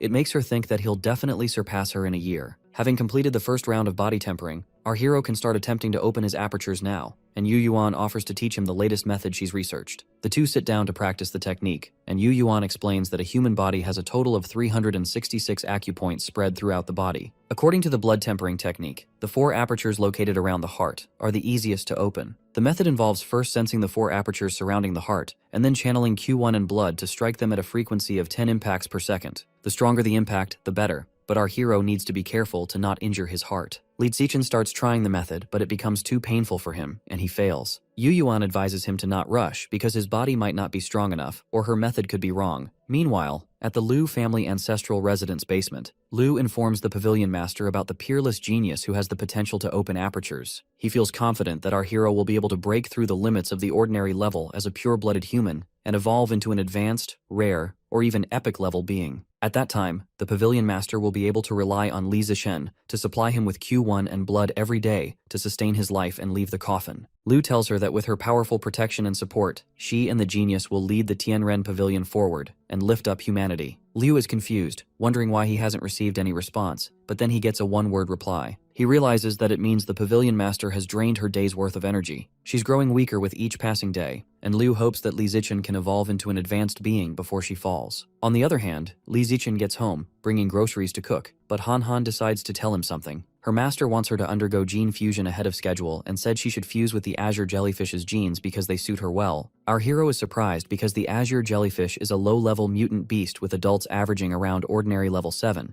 but the powerful jellyfish king can evolve into the advanced level. The defining trait of the beast is that it surpasses the mental power of other mutant beasts at the same level and can control dozens of cubic meters of seawater with just a faint trace of mental power. So, Li Zichen tells his friend to just follow her master's advice, but the master told her she wants her to fuse with the jellyfish king's genes, whose biological level is at the advanced level. She worries that her body is weak and might end up going berserk if she can't handle the mutation. Our hero's eyes light up in excitement because the azure jellyfish genes are already extremely rare, let alone in 1 in 10,000 jellyfish king variants, and he wishes that he had such a generous master. He assures his friend that the jellyfish mutant beasts have a high compatibility with the human body, and her gene fusion compatibility is at 21%, so fusing with an advanced level mutant beast's genes is easily manageable. However, Han Han worries about side effects. She might lose reproductive capability and display some external beast traits, but she can use the eggs she has frozen in the future. The appearance changes are concealable if she puts the mutant beast genes into a dormant state. Some mutant beast traits even enhance appearance, such as cat ear girls or foxtail girls. Han Han gets excited thinking about the kinds of traits she'd show and wonders if she'd be even prettier. She shows our hero a picture of the azure jellyfish to show how beautiful it is. Han Han reveals that the video was taken by her master without any equipment. She just dove 10,000 meters into the deep sea with her bare body. Li Zichen thinks that her master must be at least a rare level, and Han Han wonders if she can reach that too. With her 21% compatibility, Li Zichen believes she could even reach the epic level. However, one's physical constitution and evolutionary resources matter as well, but our hero assures her that her constitution is already extraordinary. She's naturally attuned to water, so if she takes the water attribute gene fusion, she can definitely surpass her master. As for the resources, Li Zichen assures her that he'll work hard for her and get the money. Han Han finally feels reassured, and to satisfy him, she asks him about the color of stockings he prefers. Han Han leaves to attend her class, and Li Zichen skips the Pure Human Research Institute to train at home by himself. He first looks through the news and finds some headlines about mysterious unknown plants with various bizarre shapes appearing throughout Shanghai City. The nature of the plants is still unclear, and the public is advised to stay away from them. Our hero recognizes the plants looking similar to the ones in the background of Han Han's senior's photo and wonders if they're from the origin land. Thinking about how the plants could have appeared on Earth makes our hero wonder if it's the divine plant cult's doing, and he's annoyed that the human traders keep coming up. However, Li Zichen still needs to increase his strength as quickly as possible. He's consuming Q1 and blood too fast after the second round of body tempering and can barely keep up. He starts looking for some pills to quickly restore Q1 and blood and finds the blood restoration pill. Made from expensive century-old medicinal herbs, it recovers blood and Q1 depending on the biological level. The higher the level, the slower the recovery. After ordering the pills and having unlocked the Undead Slug Codex, Lee Zichin decides to look for the next mutant beast codex. He finds the myriad poison mongoose, which isn't actually poisonous at all. Instead, it eats poisonous beasts and has a very strong resistance against poison. Our hero thinks that unlocking its codex might grant him poison-resisting biological attributes to avoid poison exposure. But with only 200 credits left, he buys only half a kilo to start the codex progress. Our hero then starts training because he thinks he can't break through the apertures yet, because his physical strength is insufficient. He continues pushing forward with the second round of skin tempering for 2 hours. But then, he gets exhausted because his Q1 and blood are consumed too quickly. He looks through the fridge to eat something and recover his energy, and suddenly the doorbell rings. Lee Zichin opens the door and sees the delivery service with 2 packages he ordered. The post girl trips and drops the boxes, but our hero dives and catches them before they fall. Lee Zichin tries out the blood restoration pills first. A bunch of pills in, his head stops spinning, and his arms and legs feel solid again, which is expected of a luxury pill that costs 1 credit each. He then absorbs the myriad poison mongoose's life essence, and the codex progresses 1%. With the blood restoration pill, the recovery time of Q1 and blood is drastically shortened, increasing the efficiency of body tempering again. He begins training again, realizing that using credits for faster strength gains is worth it. A while later, Han Han returns back home and brings Chushin with her. Chushin is amazed to see their luxurious apartment and mentions how she has to squeeze in with a roommate at the dorm. Lee Zichin offers her to move into the room he has at the martial arts college, but Chushin enjoys living with her roommate. She reveals that she came to complain about how outrageous the seniors at the school are. No one dares to bully the geniuses, but ordinary situations are constantly crushed. The other day, a senior came to Chushin's dorm and liked her cosmetics. She just took them, saying she was borrowing them. Another guy in her class got his century-old blood ginseng snatched. When they went to complain to the student union, they just said the university follows the survival of the fittest and told them to beat the seniors themselves. But the freshmen are no match for the seniors, which shows it's a favoritism towards the seniors. Our hero and his friend tell Chuckson to just tell them, and they'll take care of the seniors. Suddenly, everything starts rumbling in an earthquake. Our hero gets a bad feeling and he activates his danger sense, but it doesn't react very strongly. Meanwhile, a masked man tells the Divine Envoy that he's going to push himself to reach the advanced level and asks for some evolutionary resources. The Divine Envoy rewards him with an enchanting demon flower. However, the flower has an aphrodisiac effect, so he suggests having a woman by his side. The masked man starts thanking his lord and tells him that he's arranged for someone to feed an advanced level demonic seed to someone with absurd physical talent. The Divine Envoy shows no care about it because the true geniuses are all in the origin land. Right then, the Divine Envoy gets a message that the same nexus point has been found and identical biological coordinates have been set, and is asked to personally go and activate the connection. Upon receiving the message, the Divine Envoy leaves and threatens to replace his subordinate if he fails to make Lee Zichin consume the advanced level demonic seed in 3 days. When Xiao and Han Han walk out, they're interrupted by 2 guys who ask for our hero's help with a third-year senior who's been bothering them. They know that the senior won't dare offend the freshman champion of the year. The guys offer our hero spirit fruits that can enhance beauty, calm the mind, refresh the brain, replenish blood, and boost yang vitality. They hand over all of the fruits they got from their family and ask our hero for help. The senior is an ordinary level 6th rank, which isn't a problem for Lee Zichin, so he asks them to meet him at the Pure Human Research Institute entrance at 5:30. The guys leave happily, thanking their classmate. Han Han hurries our hero to open the bag because she's never eaten spirit fruits before. Our hero picks up a small one for her because she can't finish the big ones. When Han Han takes a look at the fruits, they look gross, as if they've gone bad. Our hero takes a look at the fruits, and his danger sense is triggered, showing that it's a demonic goo-seed tree. Lee Zichin hurriedly jumps in front of his classmates, stops them in their tracks, and tells Han Han to call her master. Yen immediately flies in. Our hero shows her the spirit fruits and tells her that he suspects they might be related to the divine plant cult. Yuan explains that the seed comes from a mutant tree, and anyone who consumes it will be completely enslaved by the tree, losing all their control. It's used by the divine plant cult to force people to join them. Principal Yuan uses her water magic and takes the students away for investigation. The guys struggle to speak, and Yuan tells our hero to always be on guard because the cults have infiltrated every place. After Yuan flies away, Han Han is left amazed by her power to levitate objects and fly away. Seeing how Lu Gang and Wang Shuji tried to harm our hero, he knows he needs to be more careful. The next day, the investigation results on Lu Gang and Wang Shujie came out, confirming that they were members of the divine plant cult. It was revealed that a safety officer forced them to consume demonic seeds during the practical assessment. As a punishment, they were both expelled from university, facing criminal charges. Han Han and Fusion and our hero's parents moved near the university. With the support of blood restoration pills, Lee Zichin successfully completed the second round of skin tempering, and his second round of flesh tempering has progressed to 40%. The day of Han Han's gene fusion has finally arrived. She felt a little nervous and brought her friend with her. Yuan explains that the azure jellyfish is a water attribute mutant beast and tells Han Han to drink some water first because higher water content makes the fusion easier. Han Han continues drinking water until she can't drink more. Her master tells her to lie down and explains that she'll be injecting the Azure Jellyfish King's genes directly into her heart. She uses her mental power to numb Han Han's pain receptors to stop her from feeling anything. However, the pain will intensify once the gene fusion begins, and if it becomes unbearable, Han Han can scream. The principal begins injecting the gene. The fusion process requires precise monitoring equipment to constantly monitor the subject's physical data changes in real time. But with Yuan's overwhelming mental power, it's completely unnecessary. The genes are fully injected, and once the fusion begins, Han Han is going to feel intense pain, so her master tells her to prepare mentally. 2 minutes later, Han Han still doesn't feel anything. Our hero is confused, wondering if something went wrong with fusion, and Yuan raises the question, worrying that the gene fusion might have failed. Han Han couldn't successfully fuse with the Blue Jellyfish King gene, but it's not a complete failure. Normally, if the beast gene injected into the heart causes no severe rejection reaction, then with the aid of various drugs and the gene reagent, one's own genes are quickly merged with the exotic beast genes on their own, gaining some of the exotic beast's abilities. Red are the Jellyfish King genes and blue, Han Han's genes. But Han Han's situation is strange. The injected jellyfish genes didn't cause any rejection reaction, but they didn't fuse either. Yuan's spiritual perception sensed that Han Han's genes have a self-awareness. They surrounded the invading Blue Jellyfish King genes, restricting their freedom. In that time, some genes wanted to instinctively fuse, and as a result, they were strangled by Han Han's genes, turning them into fragments and absorbing them as nutrients. In the current situation, Blue Jellyfish King genes are all restricted in freedom, which is something Yuan has never encountered. Suddenly, Han Han's hair starts changing color. Principal Yuan is shocked because it's one of the traits expressed by Blue Jellyfish genes, so if it didn't fuse, her hair shouldn't change color. Han Han feels something extra inside her body. She can sense it and even control it. Yan jumps hearing that because it's a sign of gene fusion and tries probing with spiritual power again to see if she missed something. She asks her disciple to try her spiritual power and control the blue jellyfish to make it go dormant. Han Han does as her master told her and tries to control the jellyfish genes. Wen then asks her to make it express itself again,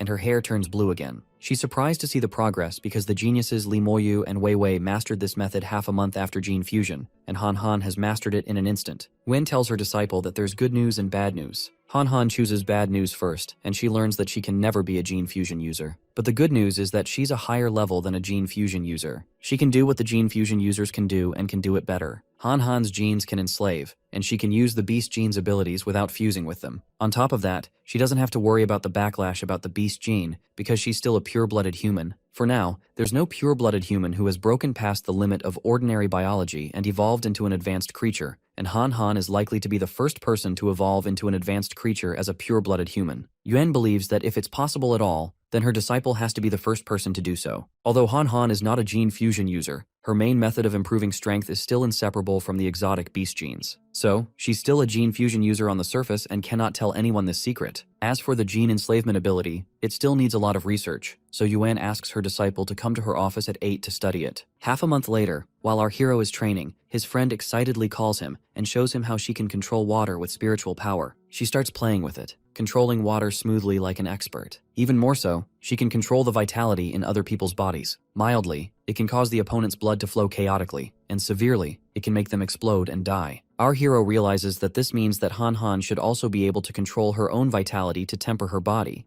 But Yuan told her that her vitality, intensity, and physical talent are too weak to take the pure-blood human path. Li Zichen reassures her that she's special and can do things that ordinary people can't, so she might be able to do it if he teaches her. Han Han starts blushing, thinking he's confessing to her, and feels confident that she can use vitality to temper her body. So, our hero started teaching his friend how to control her own vitality to temper her body for a while. After some training, Han Han is surprised to see that the blood tempering worked. Our hero only wanted her to try and didn't expect it to succeed. Han Han's biological rank is only ordinary rank 2, and she can still cultivate the blood tempering art that requires rank 4 vitality intensity. Han Han feels joyful that she can enslave beast genes to obtain beast abilities, while our hero can devour beast meat to obtain their abilities. They both can walk the pure-blood human path, making them the true double pride. In less than half a month, Han Han followed Li Zichen in cultivating the blood tempering art and completed 1 skin tempering. Her biological level evolved directly from ordinary rank 2 to 3. Li Zichen decides that it's time to take her into real combat so she can toughen up and decides on a capture mission against drug dealers. Inside the Shanghai City Public Security Headquarters, Captain Fang introduces the 2 university students, saying that they are the ones who accepted an off-campus mission and are here to assist on a case with them. The silent acknowledgement pleases Zichen as Fang continues introducing him as the famous second highest scorer in the college entrance exam of the Nanjiang province. The silent appraisal turns into surprise as the other subordinates start praising him. Fang turns to them and adds how he also has a godson who is also a freshman at their university, and he entered as the provincial top scorer. Now he is known as a genius of his class. He says that it's a pity Zichen can't join the genius class as well, just like his godson, even with all his immense talent, since he has already joined the Tianren Pavilion. He advises Zichen to leave the pavilion and transfer to the genius class while he still can. But Zichen stands still, taking no part in his advice. Moving on, Fang informs them that his godson is also invited to tonight's operation to assist with them, so Zichen should take a chance to become friends with him. If any seniors give him a hard time, his godson will be able to handle them. Just then, Jean enters the room, passing the two students, and makes his way toward his godfather. The room lights up with hushed murmurs again, saying that Fang is lucky to have a godson who possesses an extraordinary aura, because Jian is the provincial top scorer and now he is bound to rise in power at the headquarters. Fang smiles at him, asking if it's true that he reached the ordinary level,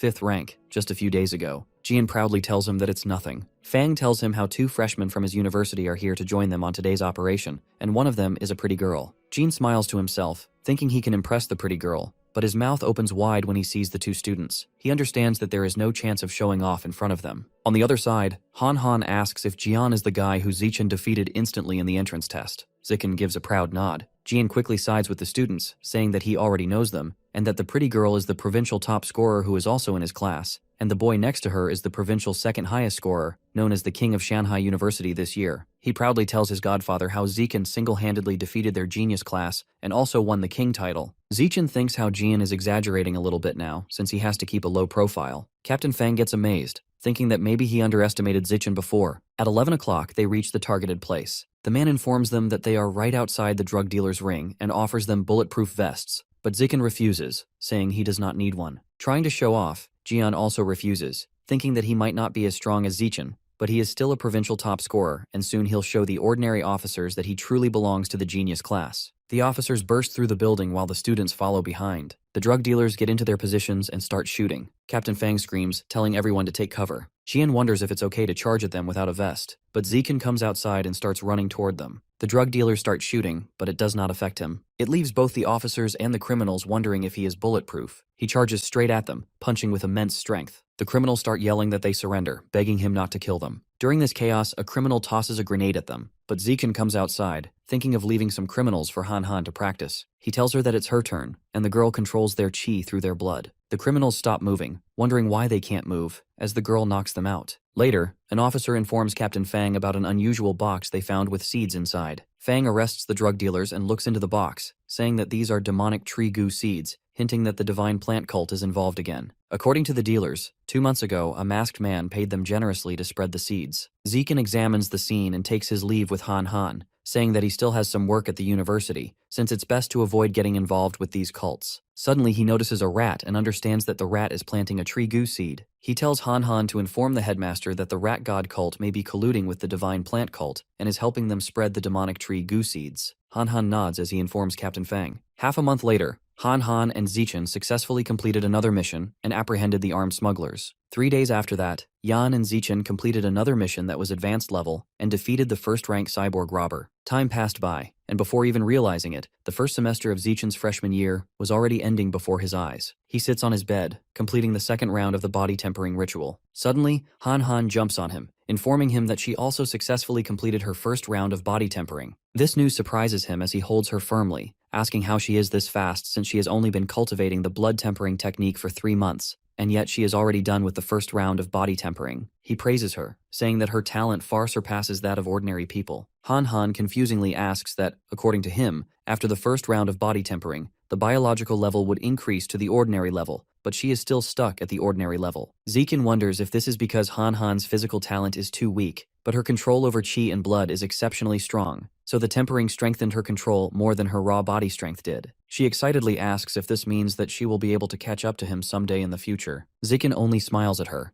thinking that if she actually manages to catch up to him, it would be terrifying since he is a cheetah code user. Later, Yan asks if he knows how the apertures are supposed to open. Zekin adds that if he completes all 5 rounds of body tempering, then he will be able to open his apertures. But Yan disregards this idea because it would mean that ordinary people like her would have zero chance of ever cultivating. That only adds more confusion to him, but Yan tells him to leave this topic since she has some juicy gossip for him that can make him happy. She starts by asking if he is aware of the chaos in their university's higher-ups' private lives, thinking that he will take interest in the gossip, but instead, Zekin asks how many credits she has stored with her now. Yan thinks for a while, replying that he used her account to complete many advanced level missions along with her, and they earned a total of 2,400 credits. He thinks that since the myriad poison mongoose meat costs 40 credits per kilogram, he would buy around 45 kilograms to fully unlock the codex. He tells Yan that he wants to buy the myriad poison mongoose meat and asks if she can buy that for him. She asks why he is suddenly buying the meat, but the boy only tells her that the explanation is confusing. Later, he stares at the box on his dorm room table, thinking how his meat arrived at the Research Institute address, but it's safe to open the box in his dorm. He absorbs the meat as his codex reaches 100%.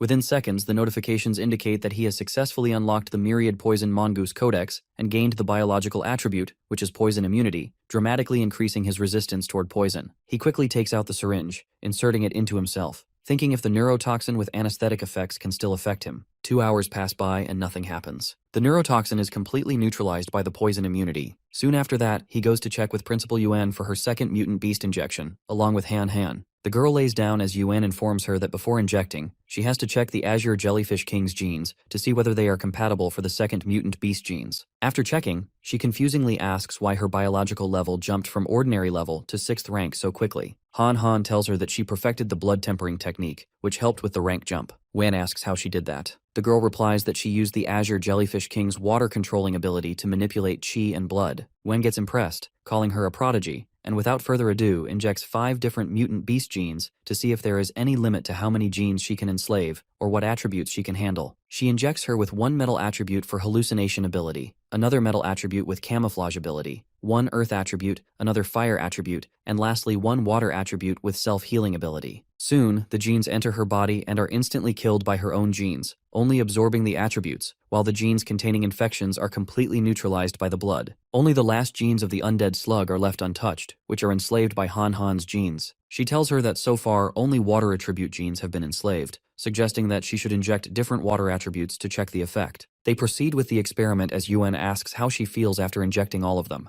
Han Han tells her she feels like she has eaten way too much, saying that it does not feel quite good. Yuan concludes that among 3 water attributes, Han Han can only absorb 2 attributes at one moment. She tells her that her current physical strength is probably not high enough, or maybe her mental power isn't strong either. That's why her body is limiting only 2 water attribute mutant beast genes for now, but once she improves her strength in the future, she will be able to enslave more of them. That makes her happy as Han Han promises to train even harder. Yuan adds that the slug genes she absorbed can help her secrete a special kind of mucus. Since she was able to enslave it, the mucus should contain healing properties. Zekin helps her put her clothes back on as Yuan informs them that this year's freshman competition has been moved up, and now it's happening in mid-January, right at the end of their semester, and ends by saying how she is excited for Han Han to show her abilities. Han Han smiles, saying that she will train even harder, but Zekin only focuses on how the freshman competition has moved up and does the same.